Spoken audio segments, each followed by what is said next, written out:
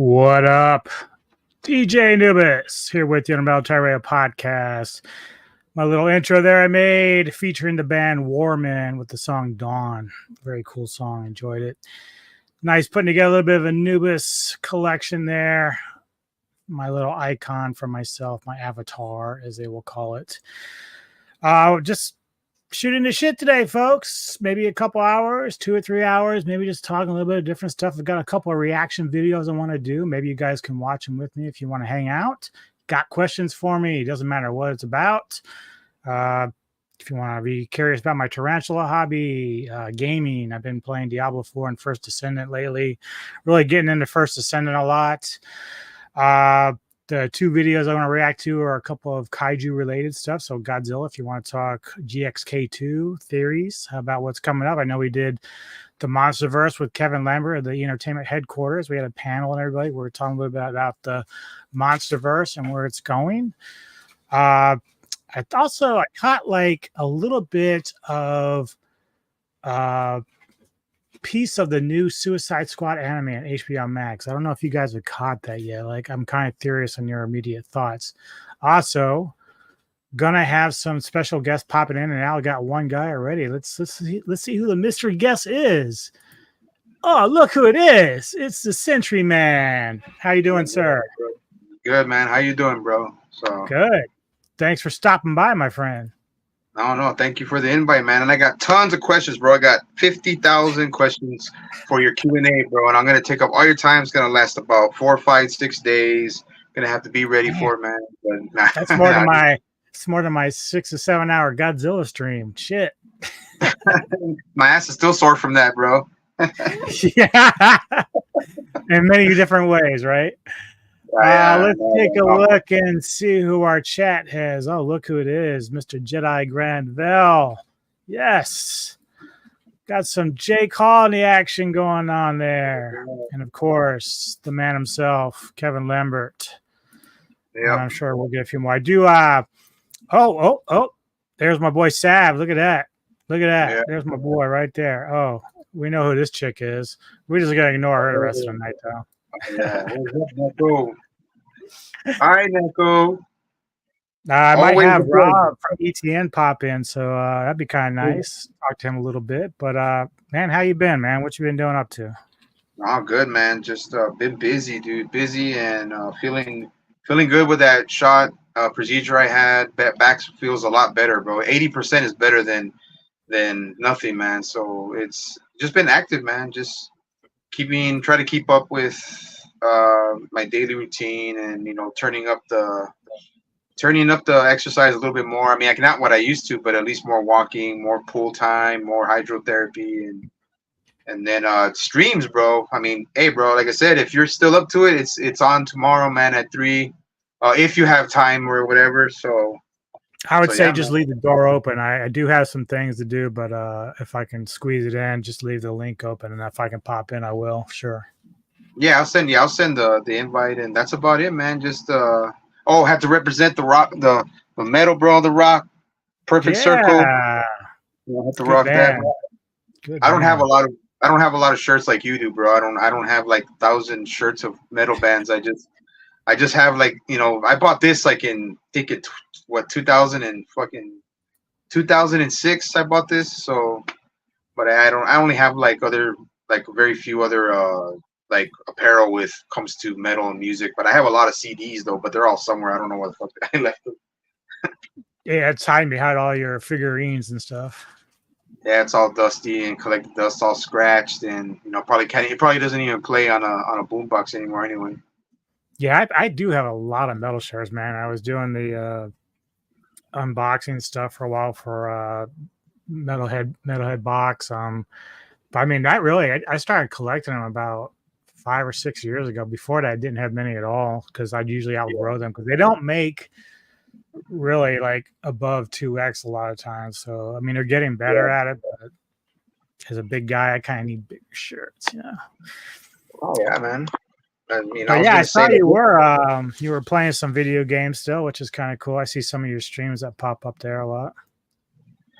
Yeah, I mean it's just mostly just to kill time, man, because I do a lot throughout the day, and like I said, do my walking, take care of my dogs, and clean, make my breakfast, and then go to the pool, go to hydrotherapy, and then try to do other stuff just to keep busy and set up streams, set up thumbnails and stuff. But now, man, just it's hard to stay busy, bro, when you're freaking retired and disabled and shit. Uh-oh. So it's crazy. Sorry about that. But yeah, man. That's who it is. Hey guys, Big man Rob. What's up, dude? not What's too up, much. Big How are you? Rob? What's going on, man? Good. Not What's so up? much. I saw you. I was at work the other day, and I was watching your video. I think we talked about a little bit your GXK stuff, that the theories you had. Got me thinking. I was like, man, that'd be kind of cool to talk about because I still have my theories, but you are pretty. Oh, look at Mr. Lambert. Dog alert. Yeah, dog alert. Hello.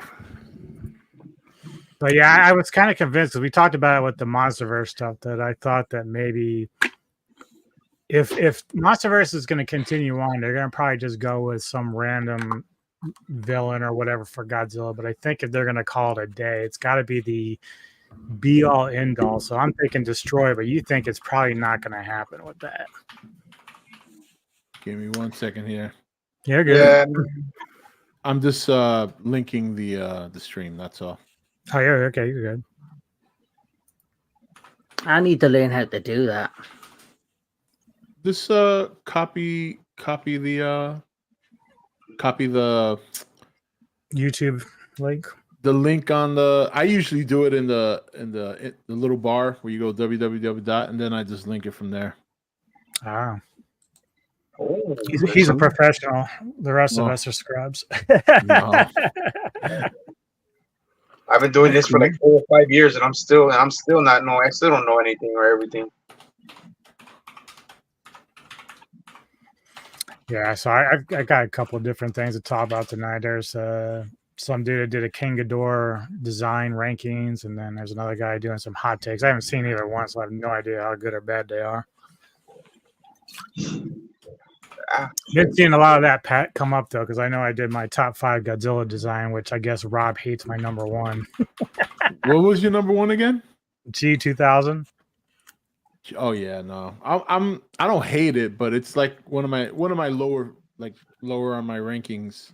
How is that possible? My absolute hate is like Godzilla versus the Sea Monster. Yeah. Oh man, that's one of my favorite ones. Oh god. I'm not even sure like that's it. the bad one. I think the bad one is that you see in Son of Godzilla. I think that's like one of the worst. Because it looks my like favorite. they made Godzilla like a mongoloid, so his eyes are like really far apart. I think one of my I favorites. kind of feel like in is, 2000 he looks like a rat. A rat? Yeah, he looks I like a don't know. rat. I don't get that, man. He looks badass. Looks like a cat, not a rat. I like the one from Godzilla Against Mechagodzilla that follows on into Tokyo SOS with the scar on the chest. Yeah. Well, -1 came in second. I like -1 a lot. I think that's really cool. No, the Son of Godzilla's got to be the Son of Godzilla suit has to be probably like one of my like the lowest. That's probably got to be the lowest that I can think of, man. I mean, but it's like I said, I don't hate all. Like I don't hate any of them. I have a ranking, and like just like Rob Right. said, and there's some that are lower and stuff like that. But I mean, yeah. But I mean, it's hey, bro. Everybody's got their own little cup of tea, bro. So. Well, it's like I told them. I said, it's okay. Rob can be wrong occasionally. It's fine. I'm often wrong. So, what were you asking? Were you asking where you think the MonsterVerse is going to go next? Yeah, because I thought it was interesting because we were all talking about it, and I'm like, for me, I'd love to see it continue on because they've got the Monarch series going, but it's just a matter of how much they want to dump into it because unlike Marvel and all this other stuff, they don't have quite the following that does. So it's like if they decide to call it a day with one more film, it's got to be a guy that is going to be the toughest that he's faced yet, in my opinion. Yeah. Yeah, I was when I was talking on my stream, I think it was last week or the week before, I told them that I think the chances of getting a Toho villain now is probably even less because of the fact that they're on it where they want to save money.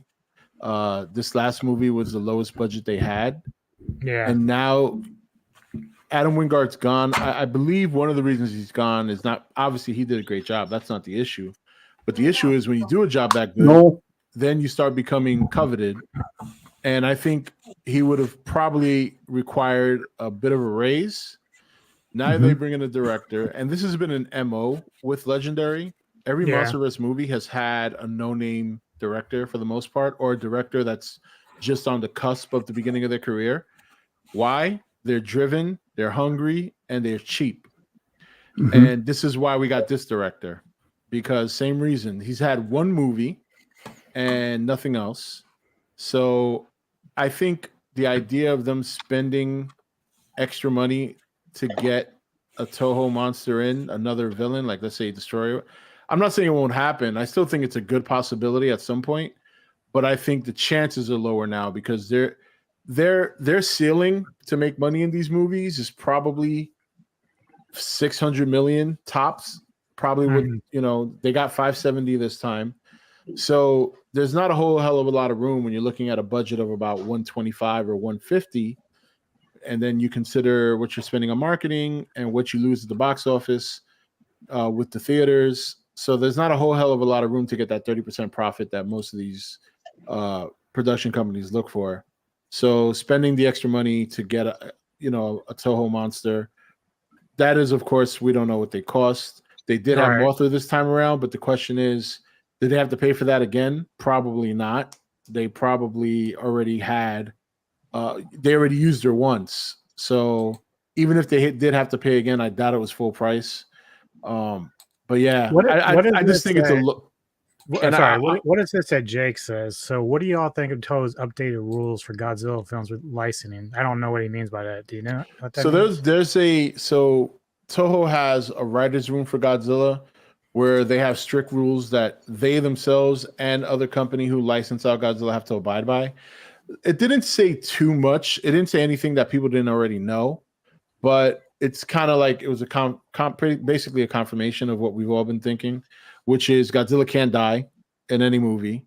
So even if you portray him as dying, there has to be, like you see every Toho monster where he has died, and then at the end they show like him slowly regenerating, so stuff like that. But yeah, going back to what I was saying, and the other thing too is I don't God, what was I saying about Mothra? And then there was something else I wanted to mention. I lost my train of thought. It'll come back to me. Yeah, Mothra was. You're saying that Mothra was probably already paid for, not already. Paid for, if not discounted, at least because she was used once already.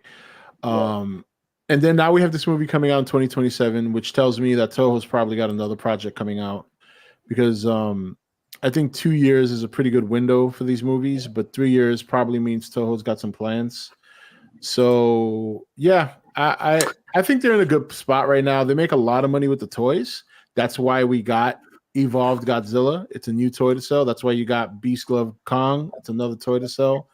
As long as they're selling toys, I think every couple of years they'll just pump one out as long as they can. It's basically Marvel, isn't it? It's the Marvel machine where, every film they have to have a new villain, which will sell a toy. They have to have a new version of Godzilla. Kong has to have a new toy or mechanism. And, everyone has Marvel has a baby Groot. Star Wars has...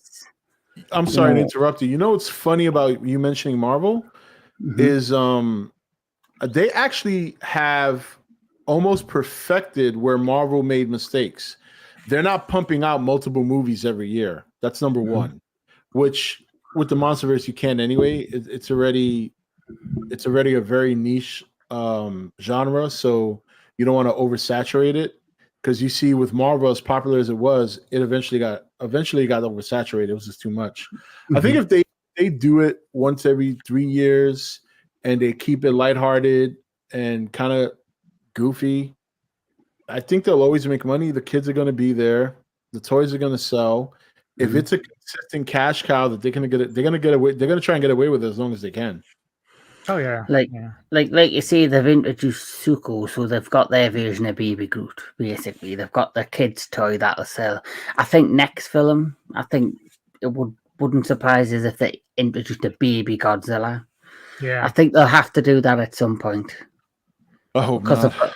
because they've got to give. As long as it's not like Manila. I mean, if you do it kind of like Godzilla Jr. Godzilla one, yeah.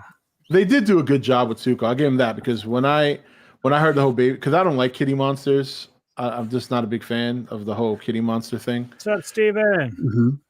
So I was like, oh, but Zuko turned out to be really good. Probably got endeared to him because Kong used him as a battering ram. Yeah. Or as a bat. That was funny. Also, I think it would be harder to introduce a younger Godzilla. Because I don't think so. I don't think it would be, because if you can introduce a Kong, like they could just say the monarch of a government or a secret agency have found not an egg, but they'll have found, because I think they were hinting of where the series could go next. So they hinted that the government were trying to take over Monarch. That's why they had to hide the beast glove down in the Hollow Earth. So it would not surprise me if they have something like that in the plot where they're trying to find or do, unknown to the government or the rest of the Monarch, they're doing experiments on Titans, or they're trying to perfect a way to control or to at least, be able to, maneuver the Titans so they don't attack cities. I think all that's could play, because let's face it, they fucking destroyed Rio. Millions of people that die. They can't keep letting that happen in every film without them trying to counteract it. No, what's up, John? What's going on, John? But I mean, no, I'm sorry, man. I was just gonna add to what Kevin said. No, I mean, it's, how can I say it, man? Because not that it'd be difficult, but it's like, it's because to me, just in my opinion, you can't really, because Zuko was so easy for the audience to get behind and stuff like that. I just think that a baby Godzilla would be a little harder, because they're gonna want to look at Godzilla, a little baby Godzilla, the way Godzilla is, which is just an apex predator and a destroyer, Well, a protector and stuff. Because how I look at it with Godzilla, we've had 3 films where he's been the alpha predator. He's there to protect the Earth. What else does he do? With Kong, I think Rob said in the past, Kong's a more sympathetic character. You can get behind him more. We need something to anchor Godzilla that'll make him have kind of a story we can anchor behind. And what better way than to introduce another baby Godzilla, where he's not just wanting to be an alpha to protect the Earth or to fight another Titan and to protect the territory. He has something to fight for other than, I'm the alpha. I don't know. I'm to the point now, like I'd scrap the next GXK2 and just go with origin stories for Rodan and Mothra. I'd be happy with that by myself. I think with the problem with Godzilla having a kid in the Monsterverse, though, is that he's already been kind of established as the big bad, indifferent, no nonsense, kind of cold. And so to see him go from that to someone who's suddenly caring, even if it is his offspring, I just think the tonal shift I think it'll do more harm than good. Not only that, they have always kind of teased that the potential for Kong to have something out there for him, dating back to Skull Island, where they have not done that with Godzilla. There's been no lore setting at all that established he had any kind of kin. The only thing was that one monster from 2014, Dagon, and they've kind of ditched that. That has not been referenced since that movie. Mm-hmm. So I think for them to come out of nowhere to have a story with Godzilla and having a kid, I don't think that'll work. I do think it's going to be a Godzilla centric story, but I don't think it's going to be This is what I see it being. I see it being something where he starts becoming He's more right about that. legendary. Got to sell them baby Godzilla plushies. They got Godzilla plushies. My son has one. He's got all that stuff. I could see more of a tragic story where Godzilla they might do the meltdown story, right? Or they might do Good point, Steven. they might do something where he does get tired of humanity's shit and Kong is there to try to rein him in. This will make the story Godzilla centric, but Kong is still the audience communicator. So rather than Kong trying to defeat him, Kong's trying to get him to, shake it off, buddy. I see something more along those lines happening. But I don't know. I mean, I do admit my bias for no Godzilla, Son of Godzilla, because I just don't.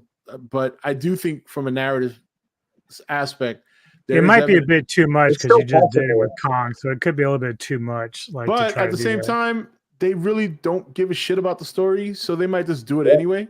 So that's what I was gonna say with Kevin. That's what I was gonna say with Kevin. Hey, dude, it's just because like I think it's not something that would work, or me or Robert or whatever. But I mean, who knows? They might still do it, and it's like I was telling Kevin, it's still possible that they might do it, but they are kind of going down that route of Marvel where they're getting a little more goofy with it. So, I mean, who knows, man? Like I'm still with you on it, Kevin. I mean, but I'm just like shit, bro. I'm like, it's gonna be hard. Like everybody's making references like, wow, it would be kind of like to make Godzilla more compassionate, but I don't know. The meltdown story could work as well, like Rob says, because he had to supercharge to defeat King Ghidorah. Then he had to evolve to face Shimo in the sky. Yeah. So who's to say he's over supercharged and it gets to a point where he basically the Earth is now seeing him as a bigger threat because he can't control his body. And he's going around the Earth trying to control himself and he can't. So then it's up to the government and Monarch to find a way to cool him down, or he's going to self-destruct, which would be more harm to the Earth. And at the same time, Kong could find a threat, like another monster, not a destroyer, but something, and he's got to deal with that as well as seeing what's going on with Godzilla, and somehow it's all going to interlink. I just remember what I was going to say before. So going back real quick to when I was talking about the chances of them not bringing in the Toho monster, the other point I wanted to mention was the success of them with using Shimo and Scar King, which both were received rather well. And that's another reason that I think they may not go the Toho route, is not only did their new monsters were received well, but those are reusable assets, which saves money. Basically, they took Kong and they just reskinned him. They made him a little taller, a little thinner. They changed his hair color to orange. Boom, you got Scar King. They took Godzilla. They put him on all fours. They made him white. They made his dorsal plates a little spikier with ice color. Boom, you got Shimo. So I'm hearing this. We'll do whiteface. Tons and tons of money. Saves tons and tons of money when you do it like that. So this is why I think they might. But again, you never know. They do know these monsters are popular. I do think if they were going to pull the plug and do it, I do think it would be Destroyer. To me, I think is the only one they might do it for. Destroyer will be the end game, really. Yeah. Toho's not gonna, and we all know Toho's not gonna, let out. They're not gonna, freaking sell out those licenses for fucking pennies, dude. You already know that. No, the thing is, like, I think the what I heard, the rumor I heard, back in the day was like 5 million for like one of their mid-tier. Like I think like Rodan is like 5 million. Then Ghidorah was more like around 7. You know what I mean? That's per monster. It was worth it. It was worth it. Yeah. So I think Destroyer, they probably knock them for like at least 10 million for that. For one movie, that's 10 million added to your budget. And then think of the other thing. It's 10. Let's just be modest about it. Let's say it's 2 million. It's 2 million to buy the monster. Then you got to hire a team to start drawing concepts of what they're going to look like. That costs money. They pick a concept. Now it goes over to development. Now you got to hire a team of artists, digital artists, to start building it. Then once that's done, they send it over to the special specs team. Then they start rigging it and animating it. And all of this costs tons of money. That's before you get to the rendering. Then you start rendering it. That's about 50 or 60 machines to render them into any shot. Takes months and months of computer processing, high power bill. I mean, the process to go from a brand new monster from ground up, you're looking at millions upon millions of dollars before it finally makes into the final product. But when they use their own assets and they bring it into the movie, those are assets that have already been created. They're just on the cutting room floor and they decide to use it, or they decide to take a monster and just kind of remorph it into something else, which saves a lot of time and it saves a lot of money. So that's the only reason I think there's a lower chance of getting any more Toho monsters. Yeah, and they've been, like you say, they'll probably only use a Toho monster as a last resort. Yeah, I think with Mothra, like you see, they might have already had, they had Phosphora, which was apparently a placeholder in case they couldn't get the Mothra back. Because they had leaked the images of what Phosphora looked like online. So, but apparently, according to Adam Wynyard, it was always meant to be Mothra, but just in case they had something else. And I'm so glad he got the license, because I don't think it would have worked out the same if they hadn't have added Mothra to the film. Yeah. Yeah. I'm sure the fan base would have just roasted to death. I've always said, why don't they try and use a monster that was in development over in Toho, but they didn't actually use? So, for example, you've got Bagan. I said he would be an excellent choice instead of Destroyer, and I doubt he would cost as much because he's never been seen on screen. Bagan. Oh, Bagan. Okay. Bagan, yeah.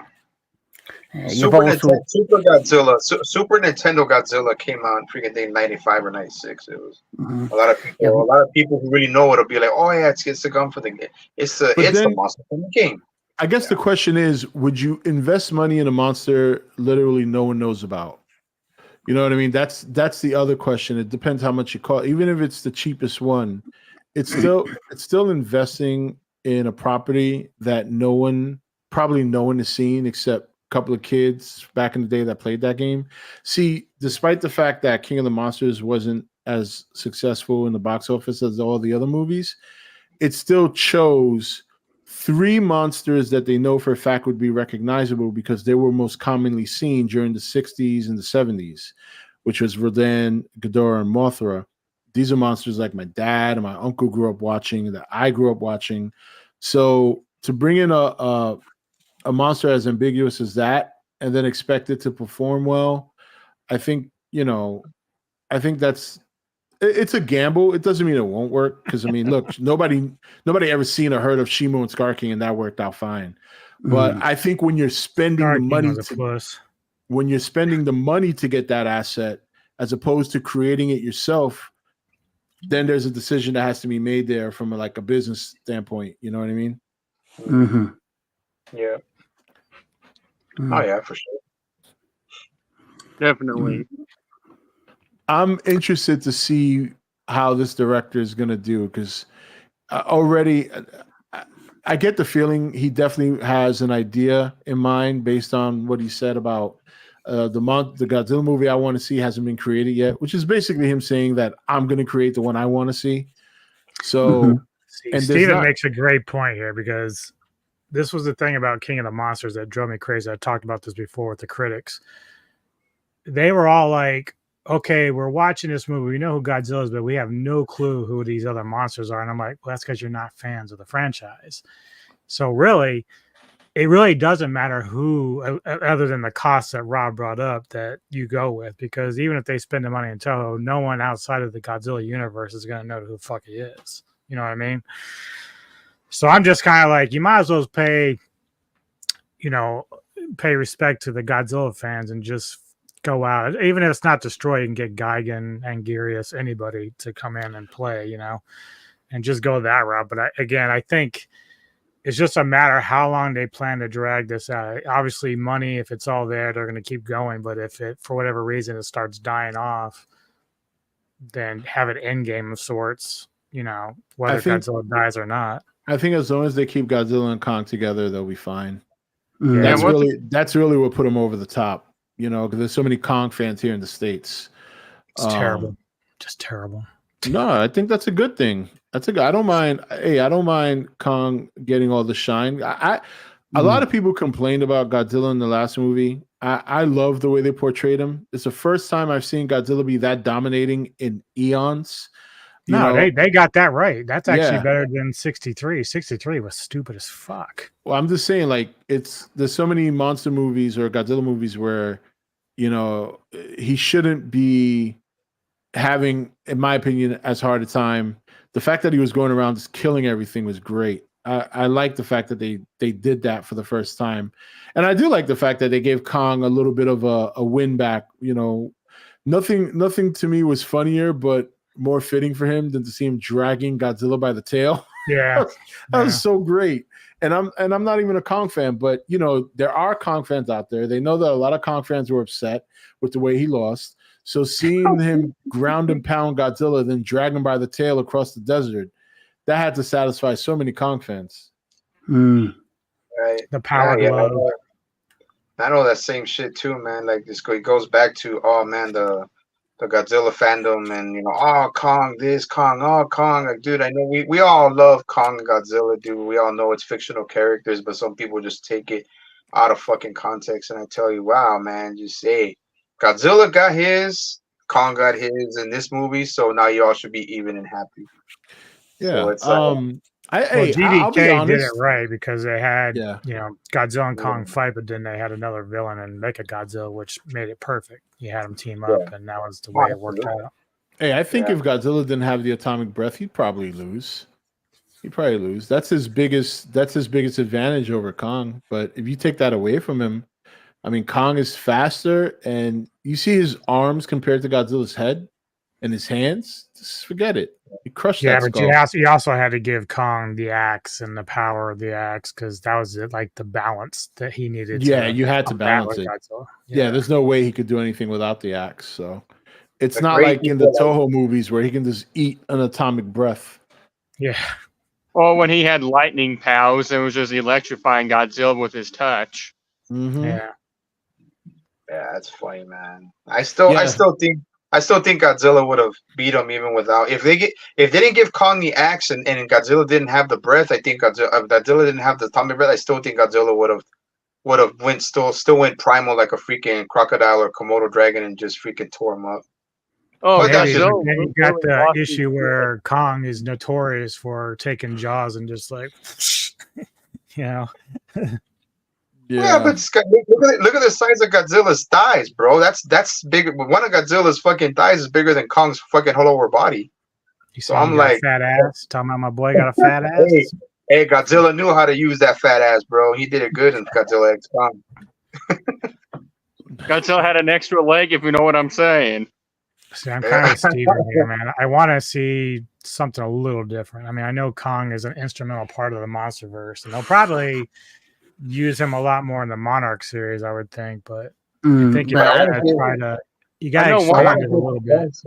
I want to give Kong Monarch season. I think Monarch season 2 is going to be very heavily Kong infinite. I think it's going to showcase how Apex lose the what you call it, the outpost of Monarch. Because if you remember in GVK, the Monarch, the outpost on Skull Island belonged to Monarch, but in the end of the show, it belonged to Apex.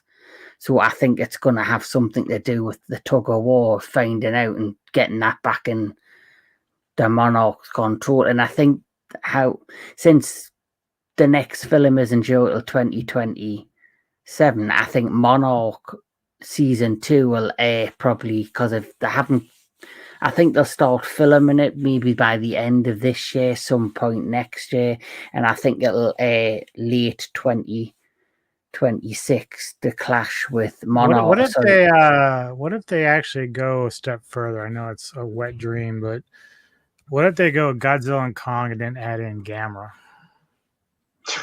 Yeah, I don't see that. Nah. They might as well add in fucking Ultraman as well. You have a better Well, they've chance. been crying about Jet Jaguar, so you never know. You have a better chance of seeing Godzilla and Gamera. Just have them obliterated. You have a better chance of seeing Godzilla and Gamera in Japan first before you see them here. Probably. I don't see if Legendary were to go and negotiate the rights to Gamera, I don't think Toho would be very happy about that. You know, I don't know, man. Like, I mean, yeah, I think you're right about them wanting to do it first, but like they've been pretty positive about Legendary and what they've done. Like, and really, that's what we were talking about with Kevin's stream was how influential it was for Toho to kind of get back into the Godzilla game with Shin Godzilla and then -1. So I hope that the director of -1 does another one. Like, he's really, really talented with his story writing. So I don't know. He really wants to. You're right. I think they do want to do it first, but I don't think they're going to be mad if if America approaches them about it. Well, I think it's a tug of war that Legendary probably won't want to get into. See, because Kadokawa and Toho, their biggest issue is number one, who's the victor, which is I'm sure something they'll get over at some point. But why put yourself in a position where you're going to be in the middle of one studio saying, "Hey, I don't want my monster to lose to that monster," and the other studio says the same thing. And then you spend money on a monster that you probably are not going to use now because you don't want to piss off the relationship you've had with the other studio for all these times. I just think it's a conflict of interest that they're not going to go down that route, especially considering that Japan, the people there, everybody, it's a big country about honor and respect. I do think Toho would feel slighted if Legendary were to go and get the rights to Gamera. I do think Toho have taken kind of little baby steps, though, because you would never have thought of seeing Godzilla and Gamera together, but they are together in the Godzilla Battle Lines video game, on the mobile phone. Yeah. Now, even having them in a mobile game, I've heard of that too. Even having them though in a mobile game, you would never have thought of, but it's happened. So that's baby steps. It's a massive big step to have them in a film together, but it's something you'd never thought would have happened, even them having them in a mobile game. The only way I would ever see them together in a film is if, say, Toho were to buy the other studio or vice versa, and they had the actual full control right to the character. Because, like you say, it's going to be, well, Gamera needs to beat Godzilla. No, Godzilla's got to beat Gamera.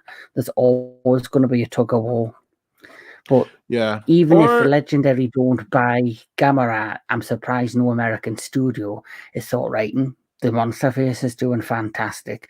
Why don't we do our own, say, American Gamera trilogy, something like that? But no one's went ahead to try and buy the rights to Gamera, and maybe it's because Gamera is not as well known as Godzilla, even in the States.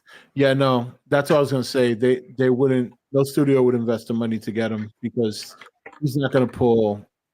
Gamera is I still believe, is a hard sell over here because of what he is. Like, a giant turtle's cool, but then you have a giant turtle that's flying. Now he's spinning like a UFO. It gets a little crazy. I mean, we love it because we're fans. Yep, and there are aspects about Gamera that are even better than Godzilla. But when you look at the aesthetic and you're looking at it from the perspective of general audience, I don't see it. They would have to make some serious nerfs. They'd have to do some serious lore building to explain why he can even fly.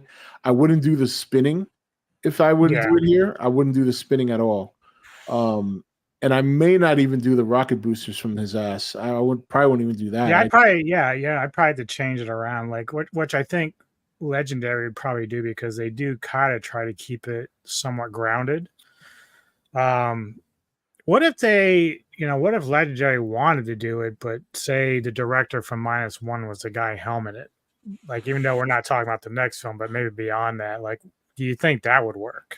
I think that depends on the director's relationship with Toho. Yeah.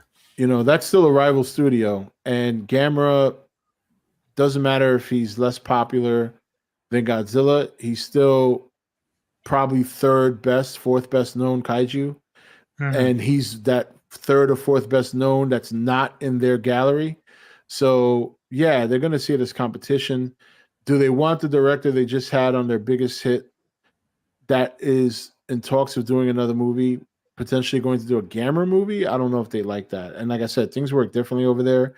There's a big thing with honor and respect. So yeah, I think don't let Disney touch that shit, please. I think like Kevin said, it's gonna be baby steps. It'll be a while, and if it happens, it's gonna happen in Japan 1st. And don't forget, what didn't the director of the Gamera trilogy do GMK though? Yeah, but what's Kadakawa gonna do to him? If he's doing a movie for Toho, that's a step up. So going in that direction, they could get pissed all they want. To hell with them. They're not as big as Toho is. Right. But I think if you go in the other direction, then you might not do a Toho film ever again. So it depends, and it also depends on the genre. If it's not a monster movie, then I don't think it's a big deal. I do think though that director has got an edge though over Toho because he got them an Oscar for best special effects. So he's actually created something that no director's done. He's actually made a Godzilla film that's crossed barriers and is universally praised all around the world. So to have a director with that much of a hit does give him maybe an advantage. It gives him a little clout for sure. Yeah, I just think part of the reason it was as popular as it was is because of the MonsterVerse. Shin Gojira was 7 years ago. A lot has changed in 7 years. What's up, Bubba? A lot has changed in 7 years. So I do think the MonsterVerse being as popular as it is now definitely helps catapult some of the vision, at least the awareness of any Toho project. Plus, they know their market is over here anyway. That's why they moved all their merchandise, and they have American Liaison that handles all their merchandise coming over here now. They opened up shop in Hollywood like several years ago. So Godzilla doesn't do as well in Japan as it does here. It's kind of like when I use this as an example. Like when I lived in New York, the Statue of Liberty wasn't a big deal to me because I could see it whenever I wanted. I lived in New York, but it was a big deal to people who came to see it. Well, it's kind of the same thing over there with Godzilla. Godzilla, they see Godzilla every day, all day, even on Sundays. So to them, it's like, okay, we know that that's like the national mascot or whatever. But for us who don't, at least until recently, didn't have quite the exposure, it became a bigger deal. It's at a fever pitch in popularity. Now we got all these crazy young fans, which is a good thing. And anything with Godzilla on it's going to get eyes on it now, which is good. And it'll never be like Marvel or even DC, but they're executing just as good as Marvel did in terms of the fundamentals of getting stuff out there, marketing, merchandise. I mean, the MonsterVerse is literally the second best cinematic universe in cinema, better than DC. Maybe not as much money, but in terms of execution, long-standing. I was going to say longevity it is as well. They at least have a decent plan. And I think, don't forget, you've got all the executives in Legendary that's seen the rise of Marvel and kind of not the fall of Marvel, but like you see how it's dipped in and out, and they've been able to capture and learn their mistakes and not make the same mistakes as them. And Star Wars is just on its fucking head right now. Well, I've got a video from a guy named Spacey Raids Again. Have you guys heard of this guy? I have not. No. It's about 6 minutes, and he has some Godzilla kaiju hot takes and unpopular opinions I want to watch and see what your reaction is and my reaction is to it if you guys are game. Yeah, cool. Yeah, sure, why not? Let's see what this dude has to say. We all have opinions. Some opinions that, is damn near universal, but we also have some opinions that will turn everything and everyone we love against us, also known as hot takes. Today, I'm going to share with you a few of my kaiju-related hot takes, starting with Now, this is probably the least hot take of the entire video because I have seen this opinion shared with many people on Instagram. Just know that I was not influenced by them. I did watch all of the movies and got to decide for myself. But yeah, man, the Heisei Gamera trilogy is just so much more enjoyable than the Heisei Godzilla era. I'm sorry. It's like night and day. I know heresy considering I have this on and I had it on in the other video. Well, let's be fair here. Like, before the Heisei Gamera, it was more childish for Gamera. It was always designed around kids and stuff like that. So I'm pretty sure I'm right in my opinion that the Gamera Heisei series is a more mature approach to the character itself and the storylines. So it kind of makes sense why that might be a little bit of an improvement. But I think, a lot of people do love Heisei Godzilla too. Mm-hmm. I'm recording both of them back to back, and it's not like Heisei Godzilla is bad. When I say that Heisei Godzilla is my least favorite Godzilla era, it's not me saying that the era sucks. Just, to me, it is the least appealing of the four. And speaking of Heisei Godzilla, this one's definitely a hot take. Like I said, don't get me wrong, Heisei's not bad at all. Just me personally, I'm picking any fucking era over Heisei any day. I guess it's just where the Heisei era is really the only era that doesn't offer like any variety whatsoever. Because even with the Millennium era, like you have GMK, which is like the closest we got to like a. I think I got that poster at serious, G-Fest. like, metaphor one. So, I think you did. Like I said, I guess that makes it the most coherent era of Godzilla, but it is definitely the least entertaining to me. Once again, nothing but love and respect for the Heisei era. I mean, we wouldn't have Biollante without it. We wouldn't have Space Godzilla without it. We wouldn't have Destroyer without it. But yeah, if I had to pick my least favorite era, it's definitely that. Now, before you all murder me for saying this one, it's a very marginal difference. I mean, it's like a decimal point. They both are like masterpieces. It's just I like Shin Ultraman just a teensy bit more. It is definitely because Shin Ultra he's clearly doing this just for and attention. hopefully not optimistic of a film. I mean, Shin got Is he like a? Well, I mean, yeah, obviously, but I mean, everybody has their fair share of crazy takes. I mean, we've seen them, but Actually, I gotta be honest, I don't disagree with him so far. All right, there you go. To each their own. I mean, I agree in the sense of the Gamera stuff. I mean, I thought the Gamera stuff is like some of the better stuff that's out there, but Yeah, but not the Shin Godzilla. Not Shin Godzilla being a masterpiece. no. But there are people out there that have that opinion, though. There are people out there. Yeah, I'm the least favorite fan of Shin Godzilla. I know a couple that have that opinion. But I watched Shin Ultraman, and I quite frankly got bored. I actually, if I had to put them side by side, I do prefer Shin Ultraman over Shin Godzilla, and I'm not even a Shin Ultraman fan. That's the only Ultraman I've ever seen. That's all right. My hot take is I haven't seen hardly any of them. I've seen like little clips. Yeah, I'm the same as Rob. I've only ever seen Shin Ultraman because we don't get Ultraman in the UK whatsoever. But hey, to each their own, man. To each their own. Yeah, I don't mind. Put on Netflix. Yeah, I don't mind. To each their own, man.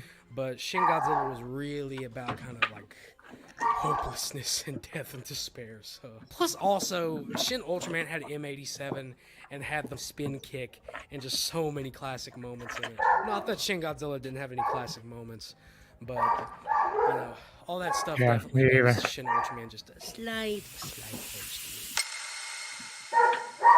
it. Now this one's the hottest take of the entire video. This one's the hottest. This is always a toughie for me. I flip flop back and forth between the two. As the arch nemesis for Godzilla, like how Joker is to Batman. And that is a completely fair assessment. I mean, they've literally fought in every era, but so is he. Now, I won't lie to y'all.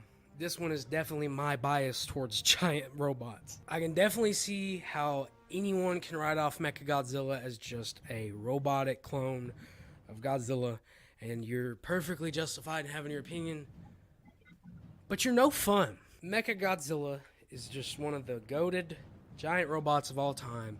Nothing's going to change that. And not to mention, you know, just the fact that he is created in Godzilla's image, therefore he is at least going to be equal to him. Two things for me. One, I still think Ghidorah is the best villain. I kind of hate that they took both Mecha and King Ghidorah and at points made them like good guys. Second thing is, I think Legendary's version of Mecha makes the most sense. Like that was the first time that I actually sat and had to sit there and go, yeah, that's right. He would never get tired. It's a machine. Whereas any other iteration of Mechagodzilla, there's always big flaws in the armor and the way that it's designed, and they would always end up, Godzilla would kick his ass all the time. So it's like you make something that's almost unbeatable and never gets tired would certainly just tear up Godzilla and Kong like the way he was for a while. The one thing I've noticed, he said that Mechagodzilla isn't just a robot. Well, even in the original Showa era, he was a robot cyborg thing created by the space aliens. The only one that shows any personality is Kyu, and they didn't even call him Mechagodzilla. They called him Kyu for a reason. Right. I still think Mechagodzilla is probably his best villain. Really? Yeah. You know what really killed it for me was in Godzilla versus Ghidorah from the Heisei. Godzilla mopped the floor with Ghidorah one-on-one. This was a monster back in the day that needed multiple monsters to fight him, and Godzilla just walked all over him in that movie, where Mechagodzilla in the Heisei era nearly killed Godzilla. So if it wasn't for Rodan, Godzilla's ass would have been done. So yeah, I always, because I love Ghidorah, just the fact that he looks the way he looks, and I always felt like he was underutilized and wasn't represented as strongly as he should be for a monster that looks the way he looks. In fact, I think Legendary did a better job of making him look quite powerful, although stupid, but powerful. But yeah, so far I'm not disagreeing with this guy. I got to be honest. It's okay. Let's see. They showed the first form of Shin Godzilla to figure this thing. Yeah. I don't know, man. Just Mechagodzilla just appeals to me so much more than Ghidorah does. Not that I don't like Ghidorah. I love Ghidorah. I'm still waiting on the Haya Ghidorah to come in. But I love me my Mecha, man. I love me my Mecha. And of course, Kiryu, that's Mechagodzilla, no question. Oh yeah, Rob. So Mechagodzilla is your favorite. Which version of it is your favorite? 74. Yes. Good man. Ghidorah's still my favorite. Ghidorah's still my favorite antagonist, but I mean, Mechagodzilla, Mechagodzilla still. But Mechagodzilla, all you guys make great points, man. It's like all the points are valid and everything. I just thought, because I saw Ghidorah first, and like I think Ghidorah's, in my opinion, is just the better antagonist. But I like. My favorite will be Gigan, because the first Godzilla film I ever watched was Godzilla vs. Gigan. Yeah, I like Gigan. I think Showa Ghidorah is the best Ghidorah. Oh yeah, absolutely. Even the roar, I like his roar in the Showa era better than the Heisei era. I liked how in Legendary combined all three roars for their version. Yeah, their Ghidorah roar is really good. Oh, definitely. Oh God. It's the design Rob hates the most. I know. He said he didn't hate it. He just said it wasn't one of his favorites. Raton Godzilla. No, I still like 74 a lot. I think that's the most menacing. 74. The 74 Mechagodzilla is that motherfucker scared me as a kid. Yeah. My friend still has nightmares because what he did to Anguirus. He goes, why couldn't he have done it to anyone else? Because I'm like, because Mechagodzilla wouldn't have been established as much of a threat if they had him deal with any other kaiju. Not to mention, Anguirus is like the redheaded stepchild in the Godzilla universe. That's why he needs his own fucking movie again. Goddamn it! No, he doesn't. He needs to be put on the shelf and left alone. No. He had a spot. He had a spot in the MonsterVerse. They showed his carcass. That's it. That's all they needed to do. I still love Anguirus, man. They can shit all over anybody. Any of you can shit all over him. I'm still gonna fucking love Anguirus no matter what. Yeah, unfortunately, they introduced Doug. Show respect. Doug's like the new Anguirus. I like him. He's just a pussy. Yeah, but see, Legendary wouldn't make him a pussy. They'd make him fucking badass. Badass. He's a carcass. He didn't even have a chance. Bring him back.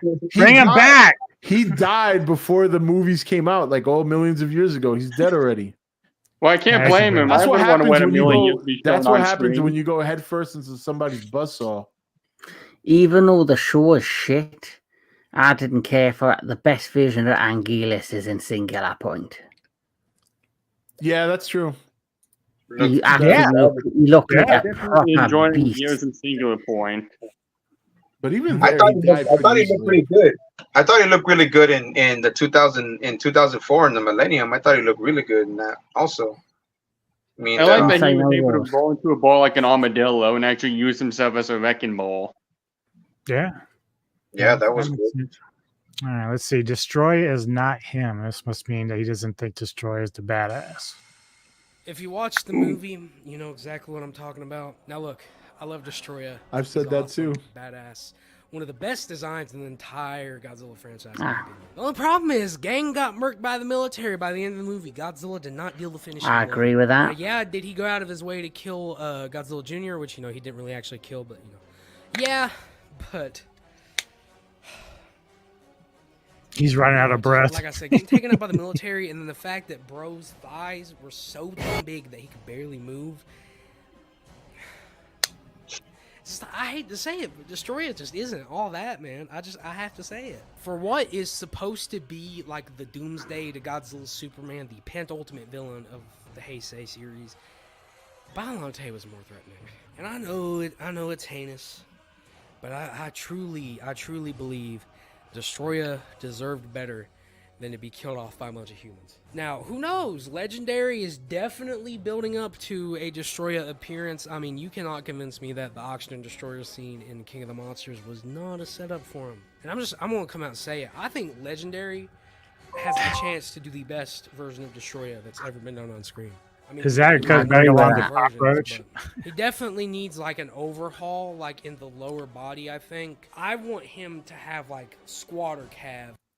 Well, it's pretty clear that if they did go with Destroyer, they would change him up. They haven't really... I mean, they stuck to a little bit of the looks of the creatures, but they have always been kind of changed in some way. Like, Rodan came out to look amazing, you know? I can see Destroyer keeping his upper half and his lower half. They give him crab-like legs. I agree with what he's saying. I've always said that about Destroyer. As much as he's the big bad in the end villain of the Heisei era, I always didn't think he was that as powerful as he tried to make him to be, because he is right what he's saying, that the military killed him. So for me, because I know there was an alternative ending to Godzilla vs. Destroyer, where when Godzilla goes to do the meltdown, he actually grabs grabs Destroyer, holds onto them, and as he melts down, all of the stuff from his body starts to attack Destroyer, and Destroyer explodes alongside Godzilla. So he basically sacrifices himself. That reminds me of a scene Godzilla vs. Biollante. Godzilla was supposedly killed by Biollante in a deleted scene. What about I feel sorry for the suit actor who freaking had to put on that huge ass freaking Destroyer suit, man. Mm-hmm. Why don't anybody give him credit? Because that dude freaking I give that dude props, bro. Because who knows how freaking tough that shit was. Mm.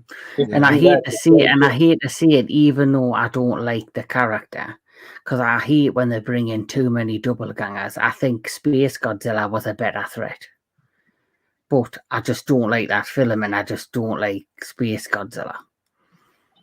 Yeah, that's did you guys even before. See how hard it was? Oh, sorry, Scott. I was gonna say, did you guys see how hard it was for like the when you saw the Godzilla versus Destroyer? How hard the suit actor was struggling just to like make it look like that you can actually move in that freaking suit, because that was tough, man. Like, I mean, but it's a good design. But of course, they're gonna make it. Of course, they're gonna make it overheated.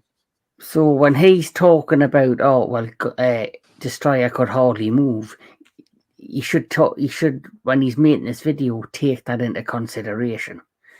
Yeah. Now, if it was in today's, if they did it in today's, obviously, era, like you say, you would have been CGI, you probably would be singing a whole different tune. Yeah.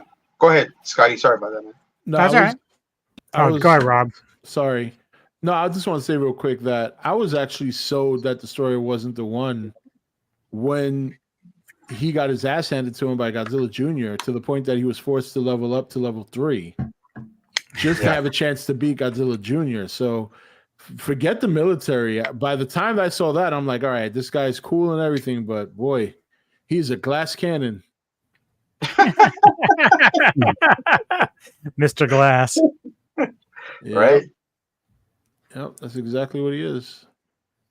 Godzilla Jr. was a They're badass. in that movie. super muscular to where he can like actually like sprint and can move around and can be agile despite his size. I want him to have about as big wings as Ghidorah. I think is I mean, good. so I far do this want guy him to hasn't be had bigger so than many Ghidorah. hot I think takes he though. should He's definitely actually be been bigger pretty than Ghidorah. level. Not by much, but definitely should be. That, and I also think Destroyer should probably have longer arms too. I think that would help out a lot. Yeah, that pretty much wraps it up for Godzilla hot takes. I'm not gonna lie, I tried to think of more of them for a longer video. Class. I ran out of like really controversial opinions that would make people question my sanity. So Well, I don't think they're we're gonna stop controversial. there. Who knows? I may think of more, and I may do a part 2 in the future. Who knows? We'll find out. As always, though, if you enjoyed this video, leave a like, hit that subscribe button to stay updated, hit those notification bells. Follow me on Instagram to keep up to date, more up to date, because YouTube notifications don't really work. And yeah, as always, thank y'all for watching, and I'll see y'all on the next one. All right. Well, that was Spacey Raids again. So there you go. That's his hot takes. I think with Rob, the same thing. It isn't that bad, really, when you think about it. I've heard worse pretty much agree takes. with everything. Yeah. Yeah, I pretty much agree with everything he said. I did a whole Destroyer video years ago. Oh my god, the backlash was insane. He got a lot. Yeah, I got a lot of hate for a lot of videos I do because God forbid you're honest with the kaiju genre fan base. Well, there's a lot of like things going on in the fan base at the minute. There's been a couple of videos put up lately about like mostly female kaiju fans that have left the fandom because they're being harassed and Yeah, I'm gonna do a video on that at some point. Talk a little bit about that. Even though I don't notice it too much on my end. Yeah, Alyssa Goji Geek left the fandom like a year ago. Really? What happened to her? I don't know. She just said that when I saw the thing, she got she had already told me that before, that she had already been preyed on by freaking older dudes in the fandom when she started really young as a content creator in the Godzilla community, and I guess she just had enough. But when she was still a minor, she had a lot of like unnecessary private messages. But is that because of the fandom, or is that because they were just leechy old men who were just dirty perverts? She said both. I mean, she said that it was both, but she said mostly because of the fact that she was a female. She was a female content creator that was young, and she was already a teenager when she was doing it. And she said in her video too that it still kept going even when she got older. She's in the military. She's in the Navy, so it's like if she says it still happens, I'm like, well, that sucks, man. That sucks. She's still in Japan? No, she's back. She's back in the States. She's been back for a while already. From what I said. Last time I spoke to her, she was in Japan. It's funny that you mentioned that because I had remembered a time that she wanted to do a stream together, and for the longest time I never responded to her. And then when I found out she was in the military, I finally sent her a message and I explained to her the reason I never responded to her was because she was underage. even though obviously nothing inappropriate would be said, just because you see how things are these days, I just don't want to put and I'm not saying she would have said anything bad, of course not, but it just I just don't message minors, you know what I mean? So she understood completely where I was coming from when I told her that. But yeah, there are. I mean, look what happened to this dude, Doctor Disrespect. You know what I mean? You just don't message. You got to be very careful when you message people and what you say because they're not private. You know. Yeah. Now, well, with me, she came to me at one point doing. She said she wanted to do a stream, and I'm like I'm cool with it. I mean, she already knew where I stood, man. She already knew that I was like, I mean, I'm freaking. She's old enough to be my daughter, bro, and I treated her. I treated her as such. Like, look, I mean, whatever, because she told me at that point when we had still been talking that she had said that she had been preyed on, by all these fucking, these creepy old guys and stuff. And I'm like, hey, girl, you tell them whatever you need to tell Where is them. that stuff happening though? Like, do you think is it happening like Rob? Is she part of your group on Facebook or Reddit? No, Or how's that? Like, no. I never noticed this shit at all. She was there. There's a guy she was dating at the time used to come to my streams, and he told me. And then I was gonna reach out to her, and then I was like, maybe it's not such a good idea. I messaged her, and then I never did for a long time, and then I saw that she had gone to the military, so I knew at that point she was an adult. So then I kind of messaged her to apologize that I never reached out to her.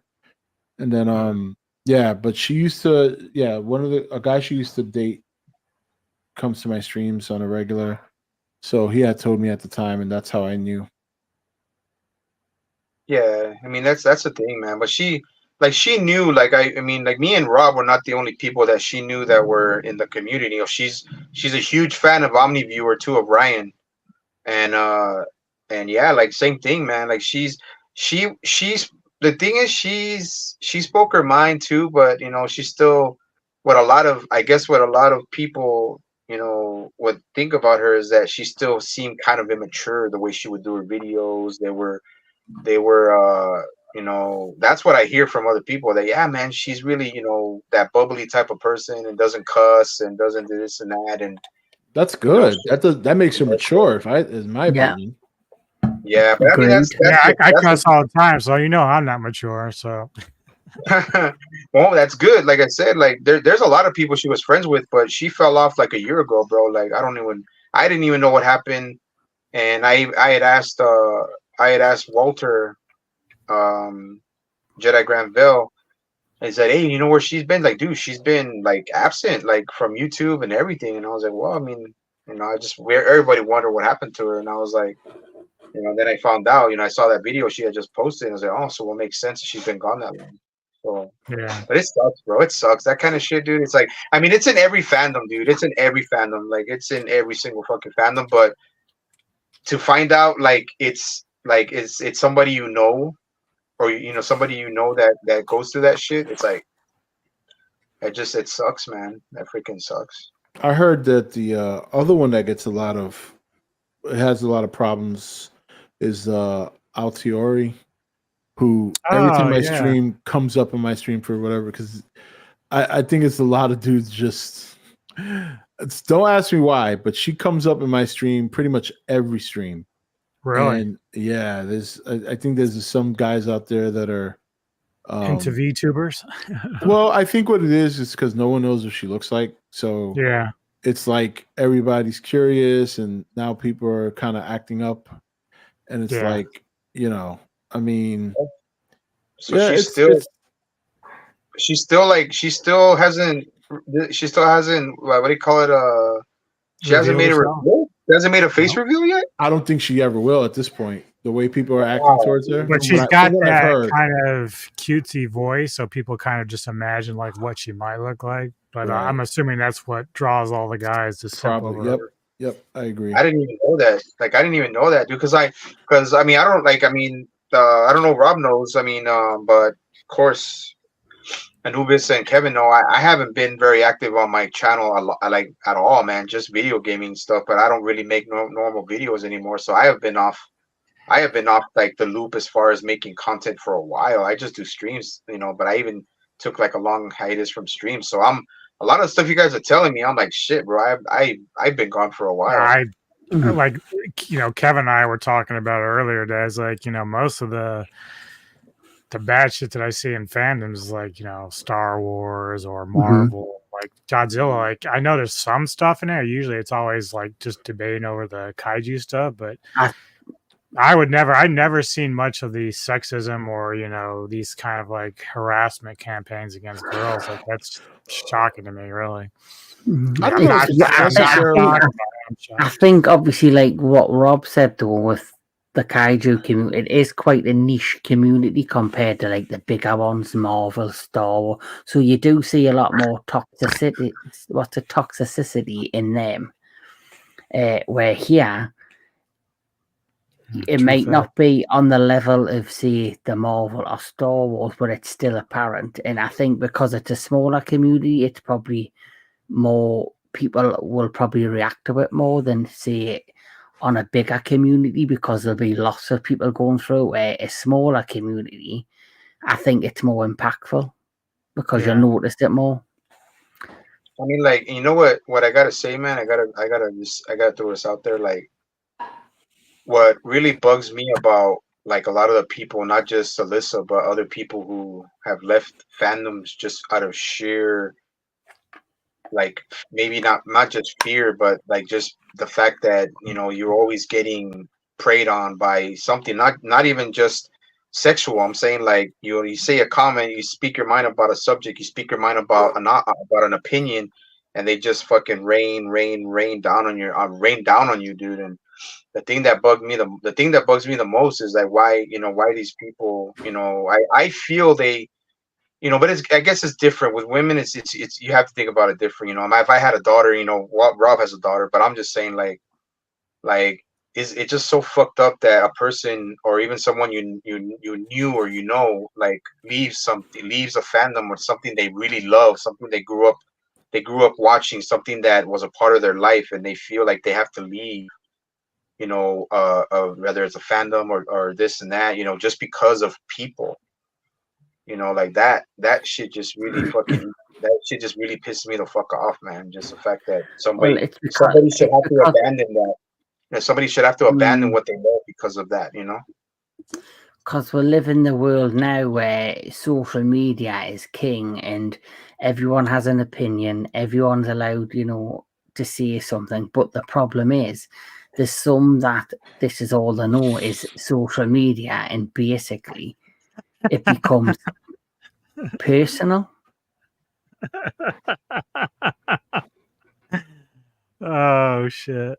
I told you not to say anything. Now you know what's gonna happen. Rob's fan base is ridiculous. But you know what I mean? Like there's people that go on the internet and you make an opinion and they take it so personally, and especially in these like like recently, look at Zack Snyder in the Justice League, in the Snyder. How many of them were campaigning for the Snyderverse to continue? Oh, the Snyder cunts, yeah. Yes, and it got so aggressive and so just ridiculous. I was like, do any of us have jobs? Are you literally on the internet 24/7? Do you have a girlfriend? Do you actually go and sit at a table and eat? What the fuck is wrong with you people? Well, that's why I was wondering initially, because I don't know anything about it, but I wondered if she had just, because of her opinions, if she just happened to like piss off a bunch of people that wanted to troll her. But I don't know the situation there. Like, I love me Godzilla and I love me movies and me television, and for me it's escapism from the real world. I have real shit going on like all of it do in my life. So guess what? When I want to relax and enjoy myself, I'll put a kaiju film on. I'll put a hero, whatever I want to put on. The last thing I want is when I'm sitting there trying to chill out is some nasty prick or whoever putting daft comments, just because I don't agree with what I've said. It's like it turns into like cyberbullying in some way, which can affect a lot of people. Where me, I don't let it affect you. One, I don't give a fuck what anybody thinks of me, but two, like I can either block them, I can leave the situation. There's just so many variables that like I get it's harder with younger people, it's harder with women. They deal with a lot more shit than men do, but yeah, I don't know, man. That's what I mean. Like that's why like it pisses me the fuck off, man. Like I said, we all grew up in a different, in a different era, man, different years, like, you know, 90s, 80s, 70s. It's like, you know, and like back then, dude, we didn't have back then. Yeah, just kidding, man. No, but I mean, it's like you said, it's different now.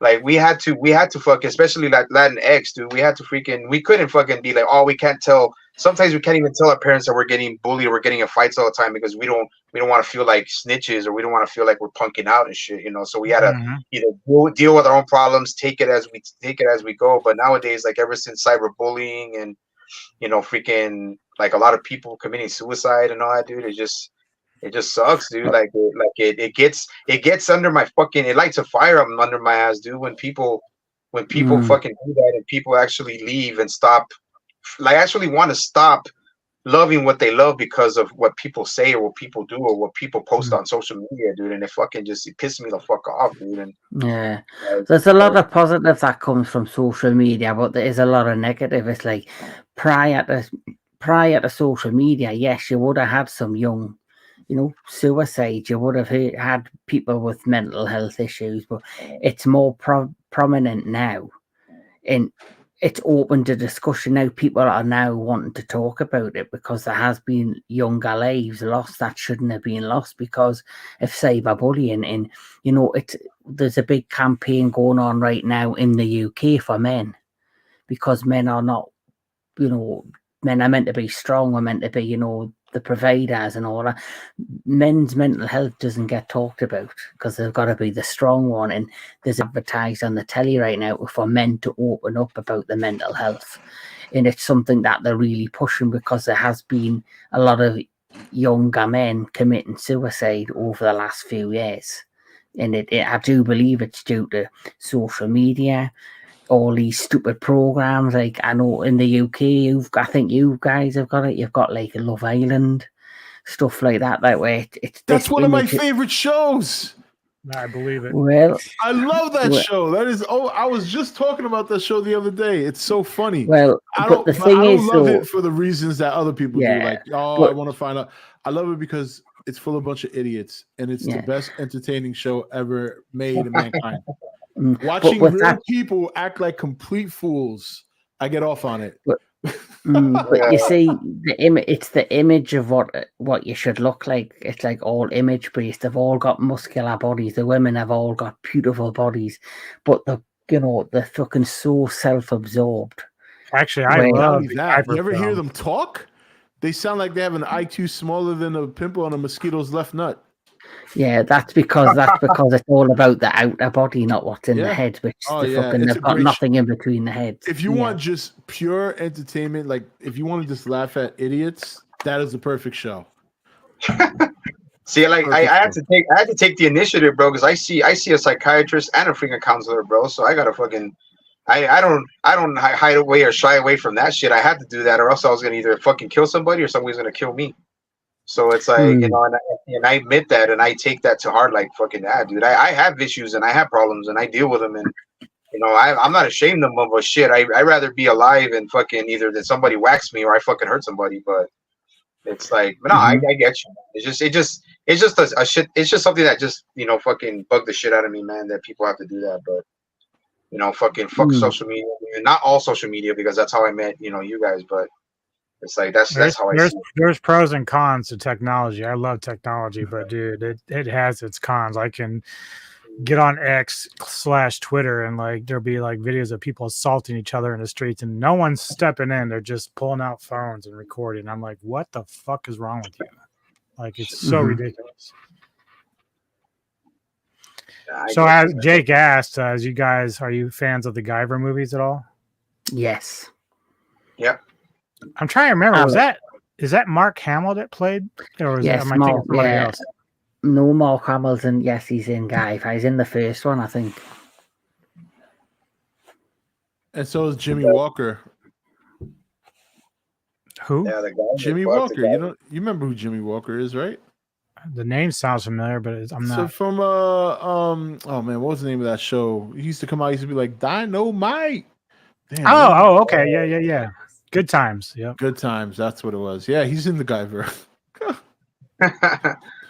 He plays, Oh, he plays the black one. Yeah. He's the black guy that turns into the mutant with the big lips and like the Yeah, dread. has the- Yeah. You want to talk about stereotype? Yeah, very much so. Yep. Oh my god. I haven't seen the Guyver, the original one, shit in a while, man.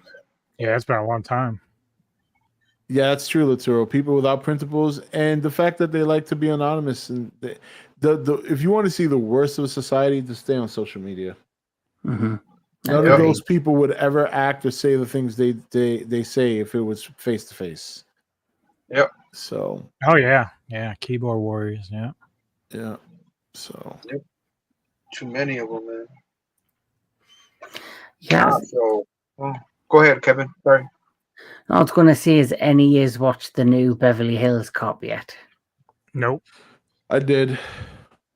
I'm kind of hesitant. I don't know. I didn't like the newer Coming to America, so I'm really Well, the new Coming to America was terrible. The Beverly Hills Cop movie, it's pretty good. It's all right. So it's still not up there in horrible. quality. Yeah, it's not like any. Yeah. I mean, they're older now, so it's evident. But you know, it's good. I still think part 2 is my favorite one, but it's pretty good. I wouldn't immediately dismiss it. I mean, it's nice to see Eddie Murphy acting that way again. Is it in theaters or is it streaming? It's on Netflix. Oh, it is. Okay, cool. I was gonna say, guys, I'm gonna head out, man, because I gotta freaking eat and I gotta take and I gotta fucking take something from my back and my fucking neck's killing me, bro. He was gonna take a shit. That's what he's gonna say. I was thinking the same thing, but I don't want to blow a spot. Thanks for stopping by, man. Appreciate it. Thank you. No, thank you guys. Good seeing you all, man. Keep in touch, and I want to get. Now that Rob's right here, Rob, I was gonna tell you, man. I'm doing this new one-on-one series. I've already done 2, one with Kevin, one with Anubis on different kinds of films, but I want to do a Godzilla one. I want to see if you would like to be interested in doing a Godzilla one. Of course. Yeah, you just let me know when. Yeah, I'll let you know, and then maybe Godzilla or whatever. Probably, I usually start with Godzilla, then we can go from there. But I'll keep you updated, man. I'll keep you updated, and Kevin, my brother. See you guys tomorrow. I'm also gonna be doing a stream tomorrow, man, for the Predator 1987, and I'm gonna do that. And then, but yeah, guys, thank you, Anubis, for having me on. Good seeing you, Kevin, my brother. Kaiju goodness, the entertainment headquarters. Thank you, Rob. It's always cool, man. Talking with you, chatting with you, dude. And I'll get with you, man. Let me know. Yeah, for sure. As soon as I get a chance. But you guys have a good one, man. I'll keep in touch, guys. Have a good week, man. Peace out. Hey, Rob, I was curious because I just started playing First Descendant. You been playing that game at all? Oh my god, I've been playing the lights out. Yeah, I've been enjoying it. I'm not usually a good first-person shooter type guy, but I enjoy it so far. Yeah, I was playing a little while ago, and it's you know what it is. I have an addiction to grindy games. I like putting in that kind of effort. So it's like I've got like 3 characters that are already level 40. Oh wow! Well, I found out how to get my levels up a little higher. Oh yeah, there's this one section you can get to level 40 like in 2 hours. Yep. So yeah, no, I'm enjoying it. It's a lot of fun. Nice. I haven't had a game console since the PlayStation 2. Well, it's on PC. Free. Oh. It's free. And it's free. Oh, cool. Especially I stopped playing games because I discovered alcohol. Hey, I meant to ask you, James. I see your wife's in chat. Did she ever come back from her business trip, or is she still out there? No, she's home. She's home. Yeah. Oh, she's actually working a different job now. She's not on the ships anymore. So that's cool. It just makes her sad. She wishes she's back on the ships. I think she's more like, I wish I was making that kind of money again. Yeah. That's cool. I remember last time I spoke to you, you said she was going away for a while, so I don't even. Yeah, because she would go on trips for like 2 or 3 months. So like, yeah. Neko's my soul sister. You should see us when we're drinking. Let me say hi. Yeah, she's gonna come say hi. Oh, okay. She's like, yeah, I'm here. Now look, she's got wine. Go figure. Well, that's why she's in chat. She's like, I can't be on the mic today. Yeah. Well, I'm on the water because I'm at work tomorrow. Oh yeah. Yes, me and Neko went neck and neck with the wine and the We prosecco at put quite a J-Fest. few bottles of prosecco away. Yeah, my it's funny, my wife bought beer the other day. She's like, I haven't had beer in a while. She's like, don't get mad. I'm like, why would I get mad? She's like, I'm buying Bud Light. I'm like, oh, okay. If that's what she likes to drink. So I told her, all right, go ahead. Go ahead and buy it. I think the only grindy games I play right now is First Descendant and Diablo 4, but Rob said that's too easy for him. So What, Diablo 4? yeah. Yeah, I flew to 100 and then I was like, okay, I think I'm good. Savaro says hi, Neko. He's in chat. What was I going to say? Oh, okay. So, so for you in the chat, if you guys got questions for me, anything about music, I have a tarantula hobby in case you're curious about that. You have a tarantula? I have 16 actually. 16. You have 16 tarantulas. Yeah. Oh, that's cool and creepy at the same time. It's like worse than fucking tattoos. Like 2, 3, 4, 5, 6, 7, 8, 9, 10, 11, 12. She's counting them. 14, 15, 16. Yeah. I can hear her. Yeah, 17, 16. It's only 16. And each of them has a name? Yeah. They're all different species. The funny thing is I have this black Brazilian, right? I thought she was a female. It was a Kasha at first. So then it molted out and it hooked out, which means when it hooks out, it means it's a male. And the thing is, like, they're supposed to be very docile, gentle species. Like, they're not poisonous or anything. They do kick hairs at you. But he tipped over his water dish. So I had to go in there and put some new water in. But he was in the spot that I didn't need him in. So I usually take my little tip of my sprayer and I kind of move him over. But he's like rearing up on me, like he's aggressive, like he's defensive. So then he starts like right at the 2 doors of my enclosure. He's like just sitting there. I'm like, I need you to move over there.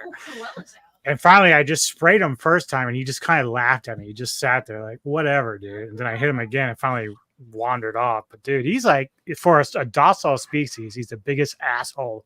So now I call him Noob Sabot.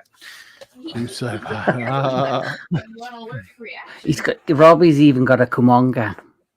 Yeah, I got Kumonga. It's red leg, Colombian red leg. Yeah, I have all sorts of species. They're all crazy. But yeah, you guys in the chat, if you got any questions, if Rob or Kevin have any particular questions for me, I do have some more shit to talk about. Has anybody like checked out the new Suicide Squad anime on HBO Max? Like, I liked the Harley one they did, but I started watching this other one and it was kind of, I don't know, I wasn't really feeling it. I didn't even know they had one. Yeah. Are you going to get more tarantulas? Yes. And it'd probably drive my wife crazy if I do, because I don't have any more room down here. How long do those tarantulas live for? Males typically live about 3 to 4 years. Females can live up to like 18. Wow. Yeah. That's insane. That's why a lot of times people try to get the females. I mean, unless you're a breeder, then, I mean, I have tons of males I could give to people, but I don't know any breeders around me. But yeah, females tend to be the ones that live the longest. So. And they're all separate from each other? Like you have a tank for each one of them? Yeah. There are some like the Balfouri that you can have them as communes. They can actually live together, even though they do still kind of cannibalize one another. But ultimately, they can live together. I've seen this guy on YouTube that has like a big old tank full of them. And it's like he's trying to clean it out and they're like running around. He has to go catch them and everything. It's hilarious to watch. And they don't bite? They don't have, like, don't they have fangs? Oh yeah, even the ones that are New World that are not poisonous per se, if you bite you, man, their fangs are big, like some of the spiders I have. But now I have some Old World species that if they bite you can make you pretty sick, so you don't want that to happen. Wow. Yeah. So let's see. I don't think it's your style, but have you ever heard Lemon Demon Spirit Phone? Or do you just like? No, I do like rock. I do love 80s pop music. I don't like country. Some hip hop I do like. I just don't listen to a lot of it. But yeah, I do have. It depends on what it is. Here's Salem. Well, I don't know if they're gonna really see her, but we'll see. I can see him from here. Good girl. She's a really I see him. Oh wow.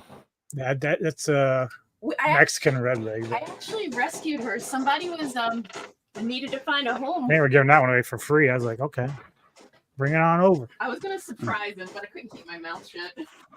Yeah. I've got a question for Rob. Does Rob, will you ever be going to go to G-Fest? Because I know you had planned to go, but things changed. I've come very close to going twice. It seems like every time there's an opportunity, I get like a roadblock. Like this year, my roadblock is my job contract ended on June 30th, so I'm actually unemployed right now. So I won't be going anywhere. So and you've just moved into the new house. And I just moved into the new house, yeah. So it's a bit of a headache, but it's not the first time I've been in this situation. I've been working contractually pretty much my whole career. So there's always been times where I've had some downtime between work. You know, usually unemployment covers it for a little while and then I get back on the horn. But yeah. So that's gonna prevent me from going to G-Fest this year for sure. So hopefully next year. I will get there one day. Yeah, well, me and Anubis met up last year at G-Fest. I'm going to Romania this year. You're going to Romania? Yeah, because I'm a big fan of vampire films and vampire lore, and so when I first started my channel last October, Fat Samurai Guy was my first content. We did a review together. Then after that, I was heading into October.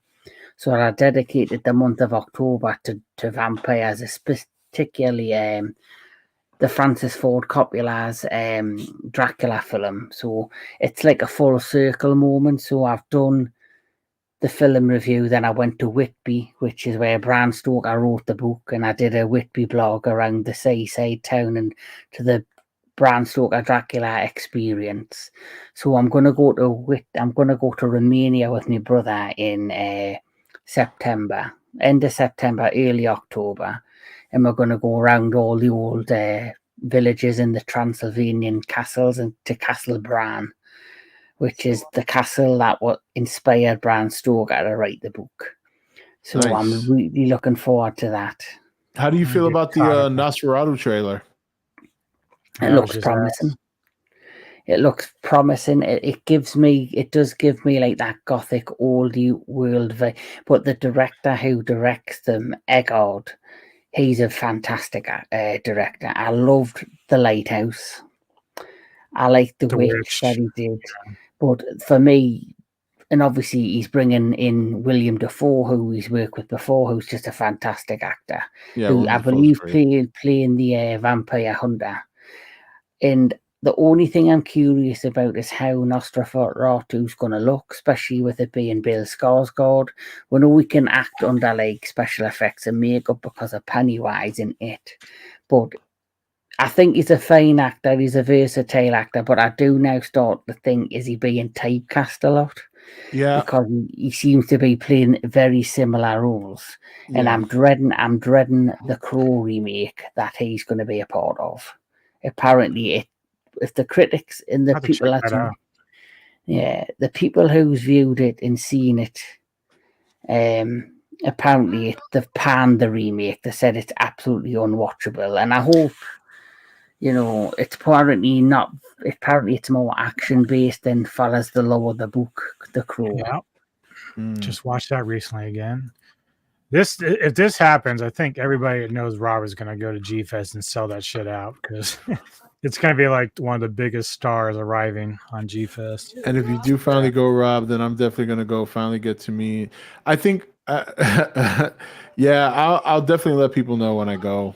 I'll try to aim for next year again, see how it goes. Well, Romania's this year for me. Next year, I'm going to San Diego. So I'm going to be meeting up with Sci-Fi Century Daniel, Walter, Mr. Jedi Granville, and I'm hoping to meet Fat Samurai Guy and Lady Fatblood. That'd be sweet. That is my goal for there. That's 2025 next year. In 2026, it'll be the year I return to G-Fest.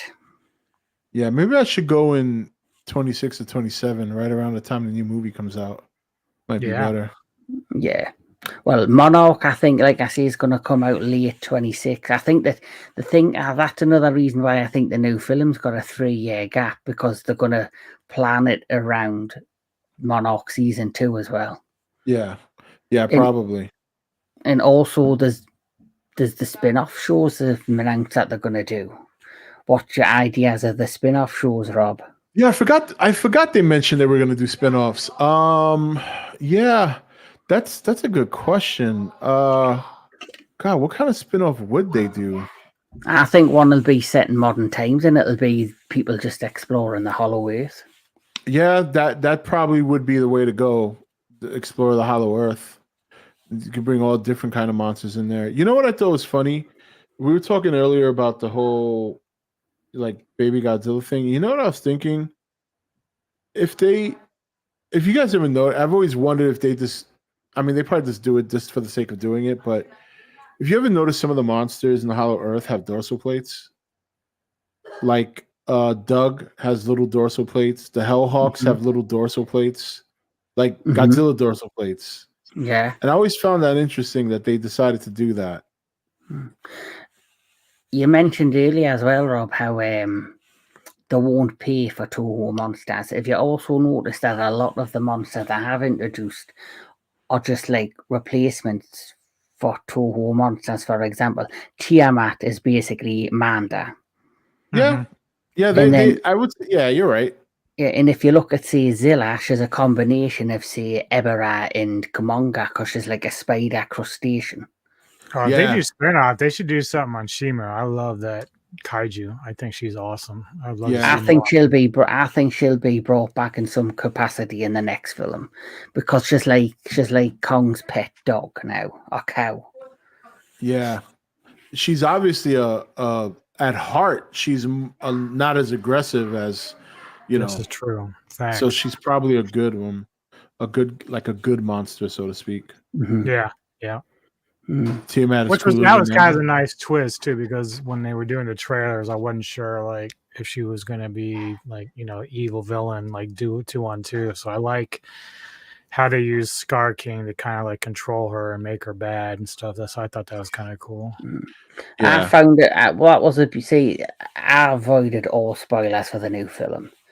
But the only thing that was spoiled is some person on a forum, instead of putting a headline, if you want to see spoilers, click on the comment and the image will be there. He literally just posted the images of Shimu.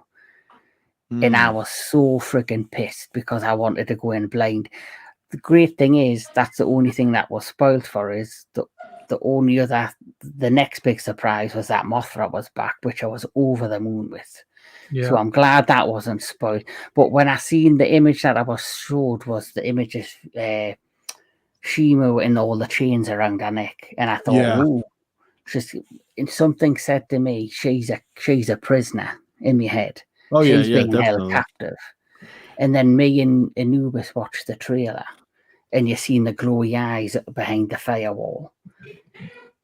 And I thought, right, she's an ice titan, clearly. She's behind a firewall, ice and fire. She's got chains around her neck. Clearly, she's a prisoner. Yeah. She was definitely a very cool. That's what I mean too. Like they did. So far, they're doing pretty good creating their own entities. So, but I still do think, probably what you said, Kevin. If it's the last movie, they'll probably pull out all the stops, bring out Destroyer, and definitely go that route. I think that's the way to go. And I'm sure they've heard like fans talk about that, so they're probably already been fed that idea. Toy Shima were already out of stores 4 or 5 months before. Yeah, that happens with every movie. The toys come out like they get revealed like 6 months prior. Isn't that what happened with? Even though I think it was a little bit later, but Mechagodzilla, same thing happened. He just came out. You know what I love about Legendary Mechagodzilla? Of all the Toho properties they've had, that's the one that looks nothing like a Toho property. Yeah, they actually went with their own design for that, and it turned out to be really good. I heard the inspiration for Mechagodzilla was the Terminator, and you can see that in the design. Oh yeah, that's true. I didn't know that, but that's a good. Yeah, definitely like with especially having like having the red eyes. in the way he kind of maneuvered, and because he was super highly aggressive and acted very robotic, I could see it straight away. Yeah, no, they did good with Mechagodzilla. They were smart to use him for like 2 minutes. I don't know how it would have worked out if he was in the whole movie. But well, the artist who designed Mechagodzilla in the film also designed the Mechagodzilla for Ready Player One. oh, that's why they're kind of similar. Yeah, The way they have that arched body. And the same artist that did Mechagodzilla also designed Shimu and Scar King. Oh, all right. Yeah, Scar King was he turned out to be better than I thought in terms of like his like how he acted, you know, like the laughing and his body language. I still think he was a weakling, but he was an effective villain for the most part. Yeah, he was like the punk that you knew that was not very strong, but because he had the power Shimo, like he could just wield it. Like he had Shimo as his heavy, so he could talk all the shit he wanted. Yeah. I just love at the end when she finally freezes him and Kong's holding him and you can still see his eyes in the ice. He's like, oh fuck. He's like, I'm screwed. I've got the actual art of GXK, the new Empire, and they've got some images of Scar King, and there's some way he looks an absolute beast. And but obviously, I think the whole point with Scar King was not to make him look like a beast or intimidating. He was more of a thinking villain, like a sneaky, like creepy, like mastermind type villain. He wasn't like a muscular, 4-2 Godzilla. Sorry, Kong. And I think that was the whole point. He was meant to be this menacing mastermind who wanted to take over the world, and Shimo was his ultimate weapon and like his muscle. That actually is underrated, Severy. I do like the Mechagodzilla from Ready Player One. I thought that was very cool. But that was still closer to the originals than the one in GVK. But that was kind of cool. I like that they brought that in there.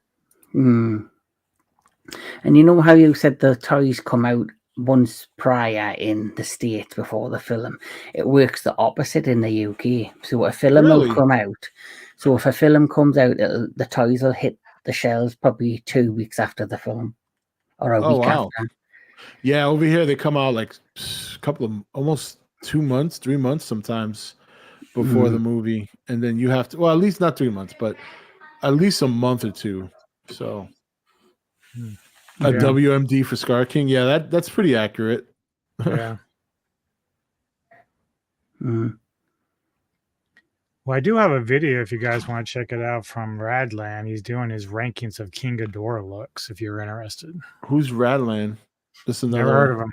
Just another random. Pull it up. We'll check it out. I think when I was on his page, I think he did have some other rankings he was doing, like Godzilla and Rodan and stuff. So this is just one I kind of pulled up. Let's check it out. Of all the foes Godzilla has faced, none have been as iconic and endearing as King Ghidorah. This three-headed monstrosity has been a thorn in the Big G side for over 60 years. It has gone through numerous incarnations over that span. As such, I saw it befitting that I should rank all of his designs from worst to best to determine which version of the three-headed monster is the most radical-dadical. Like with my previous design rankings, I'm not going to be covering his comic book designs or his appearances in stuff like Chibi Godzilla or Godziban. However, I will be ranking Ghidorah adjacent monsters like Desi Ghidorah and Monster X because they're close enough to Ghidorah in my book. Also, like always, I did love Monster X. Did you guys like that version of Ghidorah? Yeah, it was pretty cool. Yeah. This list is my opinion and entirely subjective. You'll probably disagree with it, and that's fine. Just don't be a jerk in the comments below unless you want a three-headed dragon attacking your city. But before we get into the actual list, I wanted to go over a couple iterations that didn't show up in official Godzilla movies, but still found interesting nonetheless. Yeah. In the 1985 Tim Burton film, Pee-wee's Big Adventure, there's a brief scene taking place in a movie studio where Godzilla and King Ghidorah are duking it out until Pee-wee Herman rides in and wrecks the place. Both of the kaiju suits are clearly made on the lower side of the quality spectrum, but it's cool seeing them both regardless. Ghidorah also made a cameo in the 90s TV show Hysteria on an episode about ancient Rome, where he's seen rampaging through the ancient city, firing red gravity beams at the architecture. The design is decent, although he's colored a diluted green rather than his typical golden glamour, though funny enough, despite being Ghidorah, he uses Godzilla's roars during the clip. Talk about cursed. But with those two oddities out of the way, let's rank these dastardly dragons. Starting off the list proper, we have an incredibly obscure depiction of the character that has only appeared as part of the Godzilla vs. Evangelion The Real 4D attraction that was at Universal Studios Japan back in 2019. The ride sees Shin Godzilla fighting off against Evangelion robots, and I don't know a goddamn thing about Evangelion, so I'm not even going to try to explain it. After making cannon fodder of some mechs, it's soon revealed that the reason Godzilla was rampaging in the first place was because he sensed Ghidorah was coming to cause some more trouble, and dear God, what the hell is this design? Listen, the grotesque look works for Shin Godzilla, but this weird layered ridge texture all across Shin Ghidorah's body looks plain hideous, and I feel uncomfortable just looking at it. It just looks like somebody barfed an ugly looking texture over normal Ghidorah instead of being finely crafted to look harrowing like Shin Godzilla. Why do the wings also have ridges? Shouldn't they be thin web membranes designed for flight? Despite that, there are some elements I can appreciate, such as the grasping claws at the end of his tails.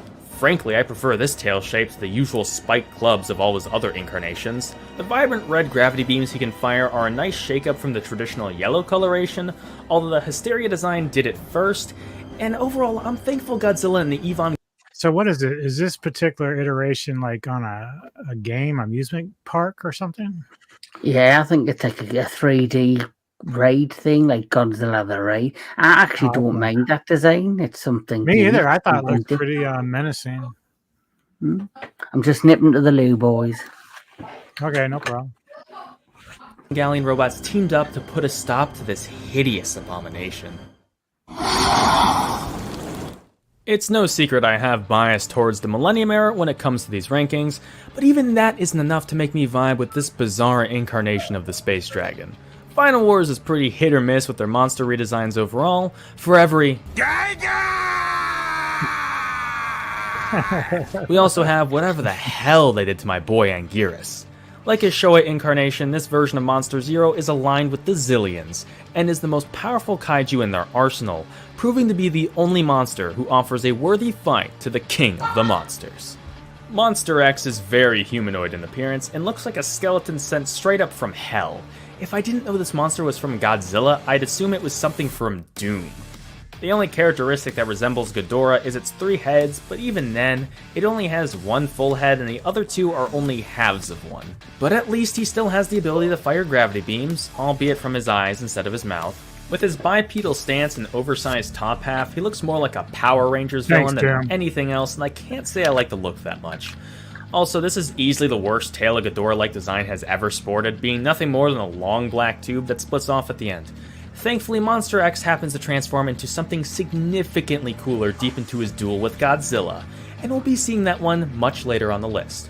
I will say though, Monster X knows how to make a badass entrance. Gives me chills every time. Whoo boy, I'm about to get flamed for this placement. In my defense, I don't hate this design, and I think he still looks pretty cool, just not as metal as literally every other one on this list. This original suit for the 3-headed dragon also has the distinction of being the most used Ghidorah design in the entire series, being featured in 4 separate films across the Showa era, and making a handful of appearances in the Zone Fighter TV show. He also cameoed in a few episodes of Courage the Cowardly Dog, which is amazing. For a first design, it's alright, acting as a good baseline for future looks to build off from. The golden skin and towering frame give him a sense of domineering royalty that wordlessly shows him to be a step above the other kaiju that Godzilla has faced off against previously. Oh, and his entrances with the whole fiery silhouette thing, pure art. Unfortunately, a lot of that initial grace is lost when the heads are having a seizure at all times. Obviously, the constant movement of the heads is a core part of the monster, but it's a little too overbearing in this initial incarnation. His heads are also a little goofy looking and don't really succeed in making you fear the supposed destroyer of worlds. But the actual reason why this guy is so low is due to the manes of hair he possesses on each of his heads. I'm not a fan and never will be. I know dragons in Asian culture often possess manes of hair, but I'm a Westerner who prefers Western dragons with nothing but scales. Besides, the hair doesn't even look that good on Monster Zero, and I'm thankful this aspect of his design has never returned. I know, shocking, right? Me putting another Millennium Era design this low on a ranking? But GMK Ghidorah just I don't like ain't this got design the either. sauce. Yeah, is this the one where he's like on all fours? No, No, this is GMK. Oh, GMK, yeah. Okay. It looks bucktooth in this one. The only thing I will say about this, because of the short wings, if you remember the story, Mason. the 8,000-year-old dragon hadn't fully matured, so he's still young. So it would have been interesting to see him fully grown and fully like matured. You had to be wakened earlier to fight Godzilla. So I wonder if that played into the design.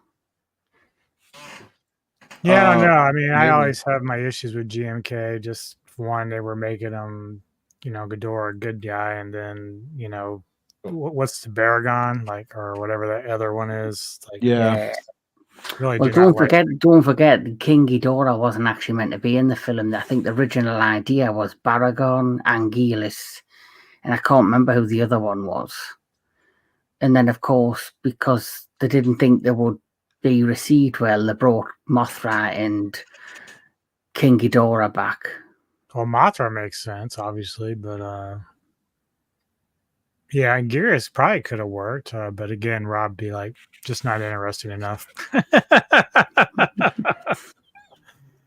Let's see, say here. Fun fact: GMK Ghidorah had the Varan head, cause Varan was supposed to be in the game. GMK, okay. Oh, okay. So that was Varan was going to be it. Why didn't they just go with that? That would have been kind of cool. I think the idea was to have a big overpowering Godzilla versus 3 smaller monsters.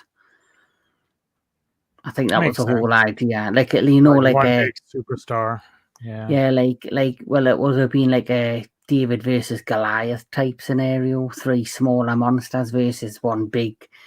And if you look at the design of the Godzilla out of that, it kind of makes sense. Yeah.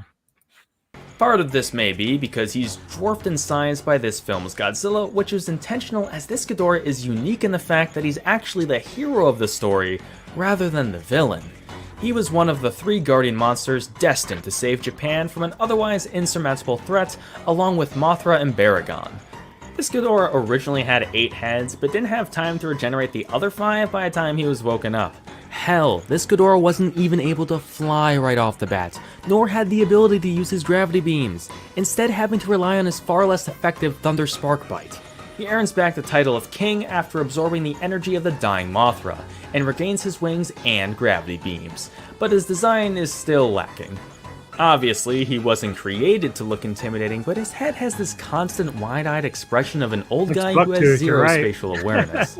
I like the texture of his skin though, being a nice upgrade from his Showa design, and his body color is a gorgeous shade of gold that no other Ghidorah design can quite measure up to. Weirdly enough, this suit was recently used just last year in Fest Godzilla 4 Operation Jet Jaguar, an official Godzilla short film that sees Ghidorah crashing in on a fight between a new and improved Jet Jaguar and Final Wars Godzilla.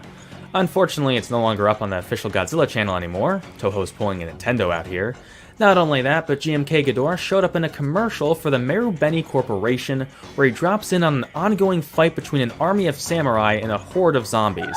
But the 3 factions quickly team up to fight off an incoming meteor. GMK Ghidorah has some awesome elements, but the steep competition he's up against renders these points mute.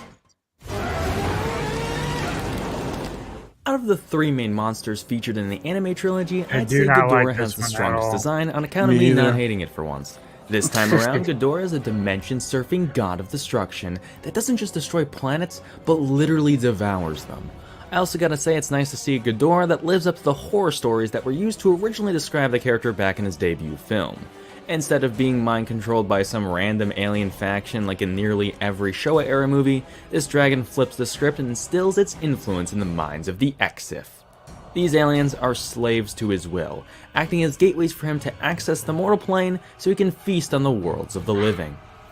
Void Ghidorah is basically an H.P. Lovecraft eldritch being, making him the largest incarnation of the character by a country mile, since in the film, you never even see more than some massively elongated necks that surf around through portals that can open up. You have to look at the CG model outside of the movie to see what this guy really looks like, and it's certainly imposing. Did you guys ever see the toy? Like, they were selling at a G-Fest, that little looking toy like that. It was so bad. It looked like something from a McDonald's fucking Happy Meal. You're right. I didn't even know he had a full-fledged body. Well, yeah, I don't think you really see it much in the anime, but it was bad. But I'll mostly focus on the neck since that's what you see during his screen time in Godzilla the Planet Eater. Right off the bat, I love the spikes sticking out from his neck, and the golden glow illuminating his entire form is both beautiful yet haunting, as its light signifies the end of life for an entire planet. His heads lack any semblance of a tongue, and his teeth are essentially... Go ahead, Kevin. I would rename it Golden Manda. That basically, yeah, he looks more like Manda there than Ghidorah. Well, it's just a giant golden snake rather than a Ghidorah. That's what I was thinking. Figure looks like melted butter. Yeah, you're right. Yeah, it was really bad. Like, it's like I was at G-Fest and I picked up my own Ghidorah there, but like I would not settle for anything that was like that. I was not gonna buy some cheesy ass thing. It's just not gonna happen. Just spikes poking out from his mouths. He also trades out a pair of traditional eyes for dozens of smaller beady ones. Do you have a Ghidorah figure, Rob? No, I don't. Really? Wow. No. I have a Mechagodzilla though. Oh, okay. Succeed in making him feel more alien. It's a great design overall, but totally wasted in the film itself, as all he does is blow up one spaceship and then bite Godzilla a few times before dying rather pathetically when his disciple Metphes is defeated, disabling Ghidorah's ability of intangibility, and he doesn't even have gravity beams, which is a major letdown. Appearing in the 1991 film Godzilla vs. King Ghidorah, this version of Ghidorah is a cyborg and was created by the Futurans out of the remains of Heisei King Ghidorah, who was curb-stomped by Godzilla earlier in the film. One would assume a cyborg version of the three-headed dragon would only amplify his cool factor, but in this case, I'd say I prefer his organic form. Nevertheless, Mecha King Ghidorah is still awesome, but some of the mechanical parts look a little goofy. Out of everything, his wings definitely look the best, being composed of a metal skeleton with golden metal plates. His middle head also got blown off by Godzilla, and it had to be replaced by a metal one that almost looks imposing. Unfortunately, his bright, oversized green eyes give it a thoughtless expression, and the lack of large metallic horns decorating the head diminishes its presence. The new metallic chest would be epic if it didn't dwarf its legs, and that also goes for the ankle gauntlets. It looks less like Ghidorah is outfitted with cybernetic enhancement and more like he's just wearing armor, compared to the Cyber Godzilla where you can literally see the machinery digging into his decayed skin.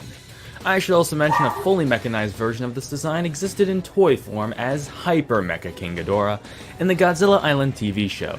Honestly though, I'm still not jazzed about the look even with everything being form-fitting. The Heisei era really just can't get the heads of its mechs to look intimidating. And even though I spent the last 2 minutes talking shit about this design, it's still good, but the normal Heisei Ghidorah was better, and the changes made to the mech took away more than they added. As far as cyborg space dragons go, Meta Ridley did it better. This relative of the king was the main villain in the 1996 film Rebirth of Mothra, and is basically another version of King Ghidorah, so I'm including him on this list because it's not as much of an asspull as Space Godzilla was in the last video. Desa Ghidorah opts for a darker color scheme than the OG, trading the gold for dark gray with lighter action. I have to ask Rob and Karen, how did you feel about the Rebirth of Mothra movies?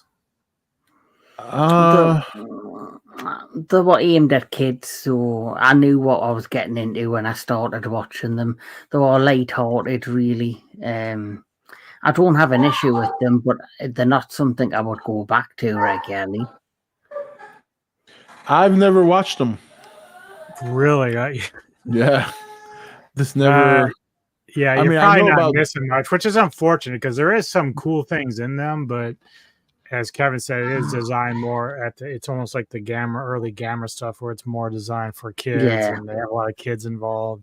And then they've got like the miniature girls but then they have like an evil one that's on like a little flying mini. It's not Mothra, but it's like so some you've sort got of you've got demon. like the Shorbridge, and then you've got the evil versions of them. And if you want to watch them, Rob, you can see that I think they're on Pluto. Yep, Pluto. For free. You can watch them. Pluto's been running Godzilla 24/7 for a while. That now. would be an interesting video for you to do on your channel, Rob. Your reaction for the first time to the Mothra trilogy. I'd pay to see that. Sense for his undersides. In his first form, he lacks wings, but his design is amplified tenfold once they regenerate. This is because his wings are a deep red color, which complements his darker skinned body, giving us a monster with a black and red color scheme, which is the most badass combo for anything in the history of ever. Adding to this imposing display is his quadruped stance, supported with his muscular legs, making other Ghidorahs look like they skipped leg day. The bloodshot eyes and spikier heads also make this guy feel as if he just crawled right out of hell, and maybe he did because he did a better job destroying Mars than the Spider Mastermind managed to. This Ghidorah also utilizes more traditional fire breath instead of the trademark gravity beams. Given it's a different entity from King Ghidorah and that the fire scene in the film was entirely practical, I can give him a pass because it looks phenomenal. Plus he can still fire red energy based pyroclastic shots, so he's got some variety in his arsenal. This guy is also the ultimate arch-nemesis to Mothra, as he was responsible for wiping out numerous members of her species when descending upon Earth before being sealed away by the Titanic moths. He also swiftly obliterated the Mothra we all know and love when he was reawakened and left her son with childhood trauma. Thankfully, the overpowered Mothra was able to reseal this demonic dragon back single-handedly. This Ghidorah is a unique member of the Ghidorah lineage, but a welcome one nonetheless. And Rob, While I don't know if you know this, Rob, but in the Mothra trilogy, there is a Mothra called Mothra Leo, and it's the only male version of Mothra. Yeah, I did. I did hear about that from like other viewers and stuff.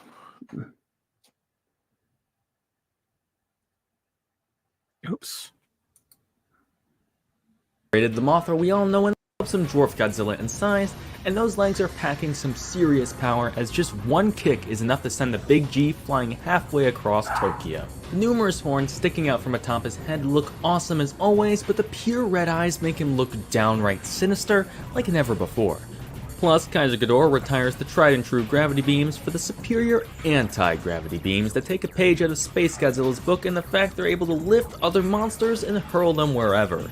Unlike most incarnations, this Ghidorah lacks scales and has golden colored plates over cyan tinted skin. And while I like the color combo, the shape of the plates aren't the best. The warped abstract design just looks a bit gross in some places, especially in the chest region, and moving down to the legs, it's clear this dragon values leg day, doing such a good job that he's grown a whole garden of spikes out from his knees. The Millennium Era has been on a bit of a heater with these design rankings, but stumbled a bit with the Ghidorah, and while Kaiser Ghidorah is epic in his own right, he just can't quite hold a candle to the next handful of designs. If you thought Shin Ghidorah was obscure, then wait until you get a load of this freak. This Ghidorah was featured in Godzilla the Ride Giant Monsters Ultimate Battle, a 4D ride experience that was located in the Sayoben Amusement Park in Tokorozawa, Saitama, Japan, back in May of 2021. Also, it has a unique Godzilla design that I forgot to talk about in my Godzilla design ranking.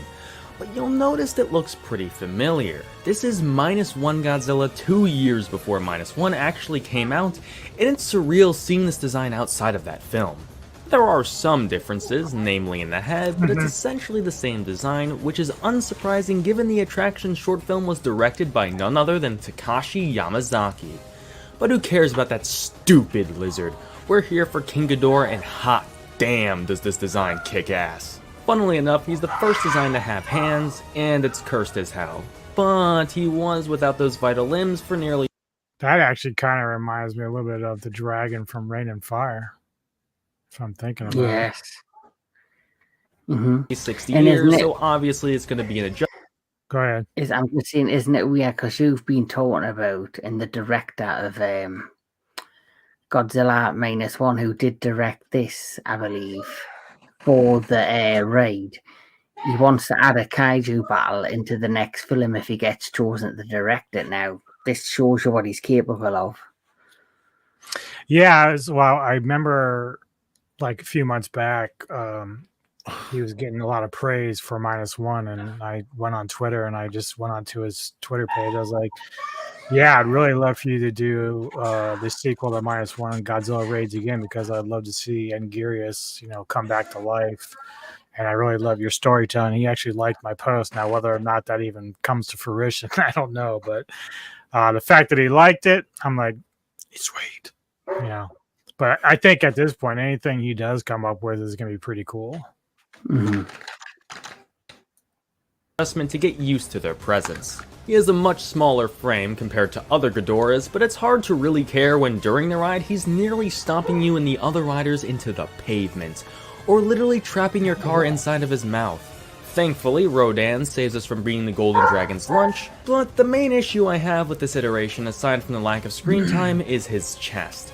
On its own it's alright, if a little too pronounced, but the way the texture shifts around when he moves looks a little unnatural.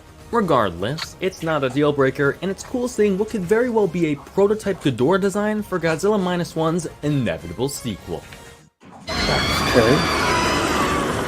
Hailing from the third rebirth of Mothra film, Cretaceous Ghidorah is the ancient form of a monster that terrorized Earth back in, well, the Cretaceous period. He spent his days killing and absorbing the life forces of dinosaurs, until he got bored and took a meteor out of the planet. This design is pretty controversial in the community because of how drastically different he is from his peers. Starting off, his heads are noticeably larger in proportion to his body, and instead of the pissed off expression the three-headed dragon usually has, this one has a trio of sadistic smiles while it lays waste to the prehistoric planet, and doesn't bat an eye when the time-traveling Mothra Leo makes an attempt to stop him. Down his neck are the spikes introduced back in his debut Heisei incarnation, and they look even better here, especially since they also show up on his tail. He's a duller gold than most Ghidorahs, but this works nicely with his detailed scales that put past designs to shame. I also love the random spike jutting out of both of his knees. It's totally unnecessary, but it goes hard. Also, like Desa Ghidorah, he loses a few points due to not having the gravity beams, which, considering this guy is actually King Ghidorah, he has way less of an excuse. And his fireballs aren't even practical this time. Thankfully, his goofy-ass run makes up for it, and while this dragon does get fried up in a volcano by Mothra Leo, he's able to survive through a piece of his tail that was severed. Dude's pulling a starfish out here, except he comes back as something even more ferocious. For what is basically an angsty teen version of Ghidorah, this design is surprisingly phenomenal. When I think of King Ghidorah, this is the design that immediately comes to mind. The massive shining gold wings, the fearsome heads decorated in dazzling displays of lethally sharp horns, and of course, the imposing size that dwarfs even the king of the monsters. Most importantly though, he has huge wings for flying across vast tracts of land. This is the ideal baseline for the character in my opinion, even if literally everything else surrounding this iteration is anything but that. Instead of a horrifying destroyer of worlds from outer space, this Ghidorah was formed when 3 of these cute little creatures named Dorats were exposed to— Yeah, I really hate that. Yeah, me too. Dorats. I talked about before that spaceman that's running slow-mo. I really hate that. Yeah, I never liked the Ghidorah. But going back to the Cretaceous Ghidorah, have you noticed how it said how he regenerated? The whole body was dropped into a volcano, but he regenerated his entire self just by a severed tail. Now that takes me back to Legendary with the head. So yeah. The head's been severed. There's a head still available. Well, there was. They could have just regenerated an entire new King Ghidorah for a future film. Well, initially I thought they were going to go that route when Charles Dance's character finds the old head, and I thought, oh, okay, so this might be like a whole new. I know some rumors were about Mecha Ghidorah and stuff, but I thought that's the way they were going to kind of go with it. But I think that's just a skull that they used when they were controlling Mecha. So they kind of tied in a couple things there. Atomic radiation from the Castle Bravo hydrogen bomb, somehow resulting in them fusing into a beastly 3-headed dragon. Listen, I can understand how Heisei Godzilla went from the Godzillasaurus to the atomic breath-firing titan we all know and love through the same means, but the Dorats forming Ghidorah is way more of a stretch. In spite of his bizarre origins, Heisei Ghidorah fixed all the blemishes of Showa's design to create something that made me truly respect the awesomeness of King Ghidorah. Sav, you are way too focused on clutching. Remember how Cretaceous Ghidorah left Earth on a meteor? Well, about 130 million years later, he returned to the planet to wreak havoc, and now he's fully grown up, and holy shit. He looked stylish before, yet this somehow blows his younger self out of the water. This design heavily resembles his design from his first Heisei appearance, but this one tweaks a few aspects to push this one just a little further. I think I still like his overall Legendary. build is thicker, and his horns across all portions of his body have been elongated, This one looks giving him good, a though. more regal look. Yeah. I also love the fiercer angular shape of the wings, making him feel more vicious, and the curved claws at their folds only amplify that. To make this guy more horrifying, his diet consists entirely of human children, and traps hundreds of kids by teleporting them into a nightmare dome he manifests. Don't know why he can do all that, but I'll chalk it up to space magic. In addition to this character's trademark gravity beam, of which he can now cross the beams together Ghostbuster style, this Ghidorah can fire anti-gravity beams just like Kaiser Ghidorah, although they don't have the same properties as that beast, and the beams now come out from his wings. He's also able to hypnotize creatures and uses this ability to control Laura, one of Mothra Leo's fairies, in an attempt to weaken the oversized moth. As if his new scale barrier that was able to block literally any attack Mothra threw at him wasn't enough already. Ghidorah's end goal in the film may be incredibly weird, but you can't deny that this design slaps harder than a wooden spoon on the ass. Plus, it was the first time since the character's introduction back in '64 where he wasn't being controlled by aliens or evil people from the future. Always nice to see the three-headed demon acting on his own accords. Thank God. Hell yeah. The MonsterVerse has never missed with any of their interpretations of the classic Toho kaiju, but King Ghidorah is easily Legendary's greatest triumph. In fact, it's so good that I even got a figure of him. Everything about this design is phenomenal, and it makes Godzilla's most famous rival more terrifying than ever, and makes it believable that he's a destroyer of worlds without going through the whole H.P. Lovecraft route of the anime trilogy. He does quite the number on Earth, and the one day he was active in King of the Monsters, laying waste to Washington DC and Boston, while commanding other monsters to devastate the rest of the planet's major cities. Ghidorah's wingspan has varied in size over the years, but this guy definitely has the biggest, and it does wonders for his intimidation factor, spreading them out like a cobra would its hood. This is amplified by the sheer height of this Goliath, who stands at nearly 500 feet tall, the largest depiction of the character besides Void Ghidorah. But hey, at least you see this one's full body and not just their necks. Speaking of which, MonsterVerse Ghidorah has rather lengthy ones that happen to have the most expressive Ghidorah heads ever attached to them. The three heads of Monster Zero have never been very distinct from each other, at least until this film. You can literally see the difference in how each head acts in comparison to one another. Ni, the rightmost head, is the most aggressive, being the first one to go in for a bite on Godzilla in their fight in the Antarctic. The middle head, Ichi, is the leader of the three and keeps the others from being distracted. The leftmost head, San, or as he's better known, Kevin, just kinda does his own thing, like tasting his human flavored ice cream, at least until Ichi makes it away. Even his tails are more active than ever before, shaking like those of a rattlesnake in a pale attempt to scare off the Big G. Ability-wise, this Ghidorah takes some pages out of Rebirth of Mothra 3's depiction, being able to fire beams out of his wings. However, MonsterVerse Ghidorah can only do this upon absorbing huge amounts of electricity, and it actually damages himself a little. It doesn't really matter though, since his healing factor is absurdly fast. In fact, he could regenerate his own head, like Kevin did after it was bitten off by Godzilla. MonsterVerse King Ghidorah is an astounding achievement in kaiju design, and I desperately hope this guy makes a reappearance in a future MonsterVerse film, because it's criminal to only have this iteration appear once. Until then, I guess I can just keep watching his alpha call on loop.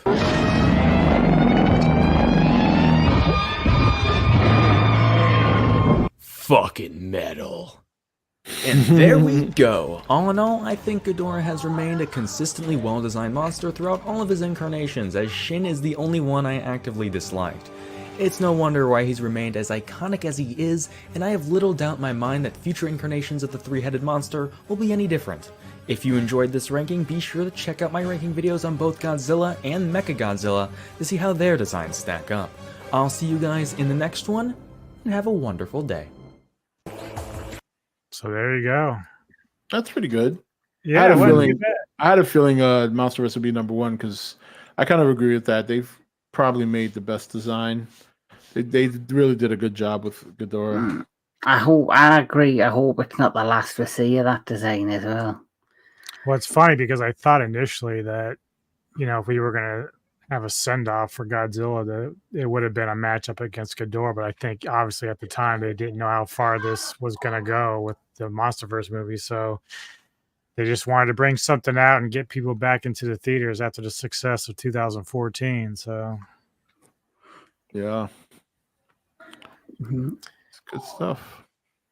Well, you guys in the chat have any more questions you would like me to answer? If not, we can call it an evening. I have a question. What is your question? You always have questions. Yeah, I agree. I love the MonsterVerse one, but it's.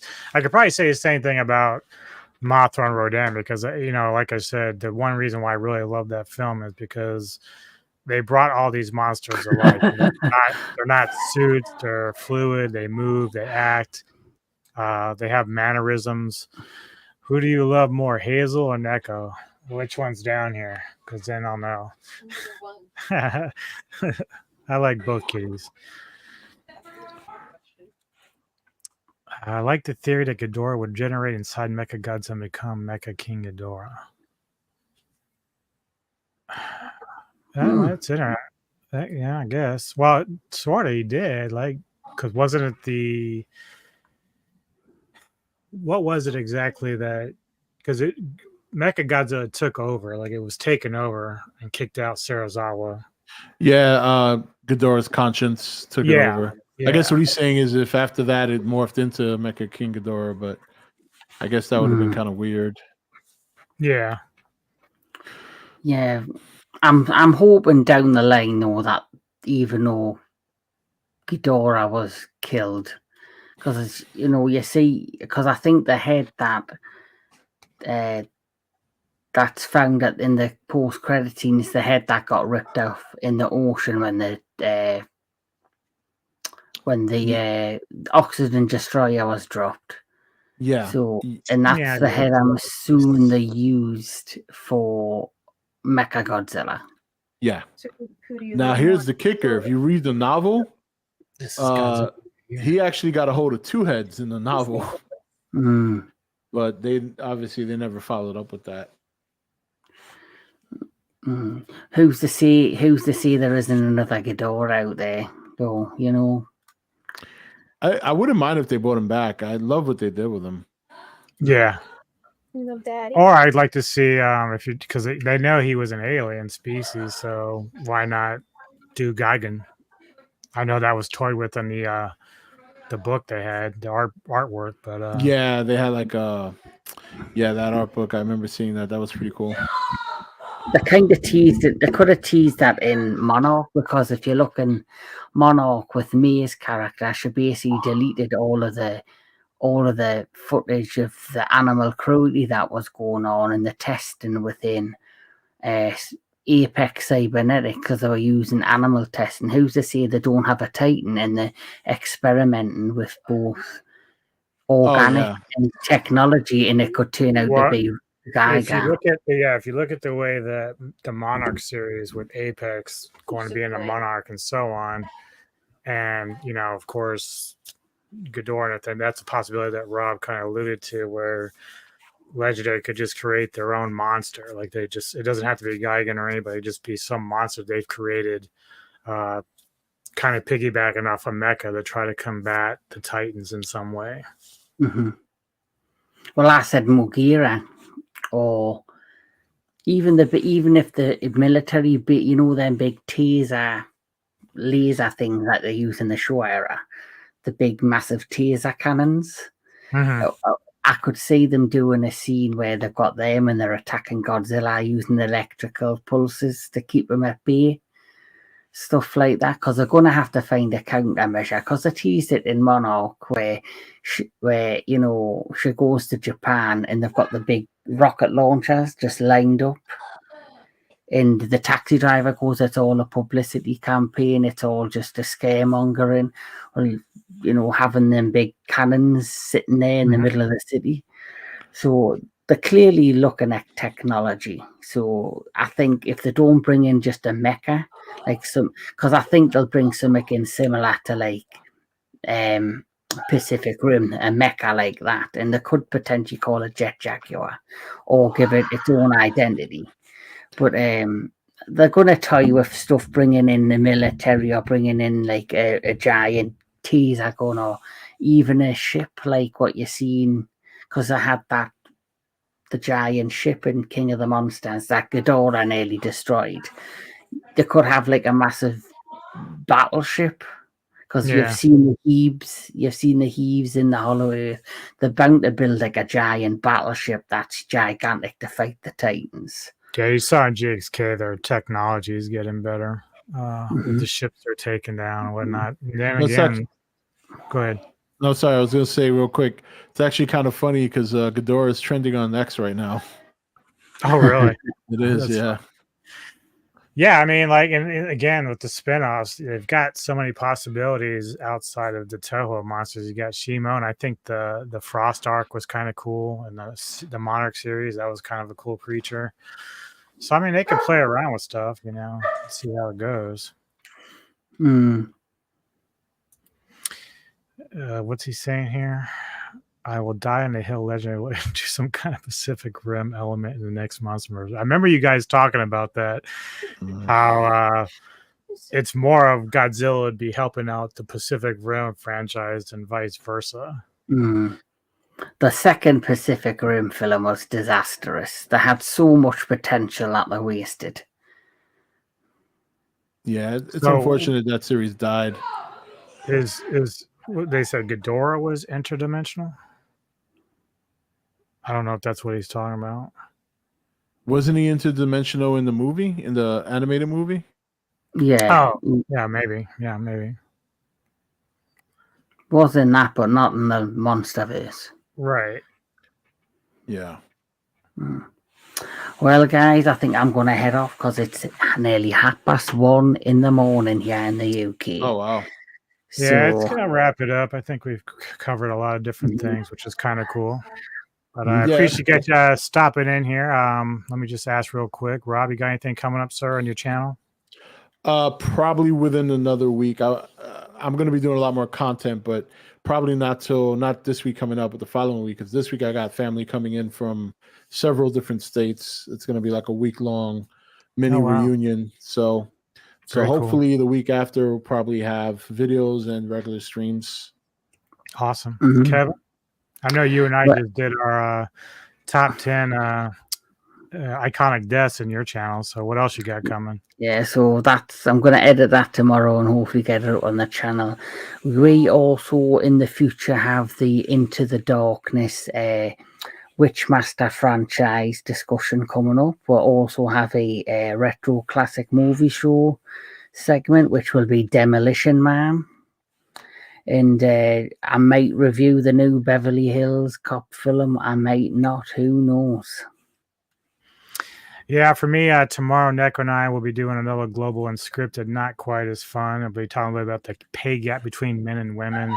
Then there's some new animated show on X called The New Norm that's creating a buzz for some reason. But outside of that, I'm going to be doing the top 10 horror remakes. I'll do my list of that. And then I might at some point schedule a review for one of my favorite films of all time, Brotherhood of the Wolf. So we'll be doing that at some point as well. So I'll be looking for that.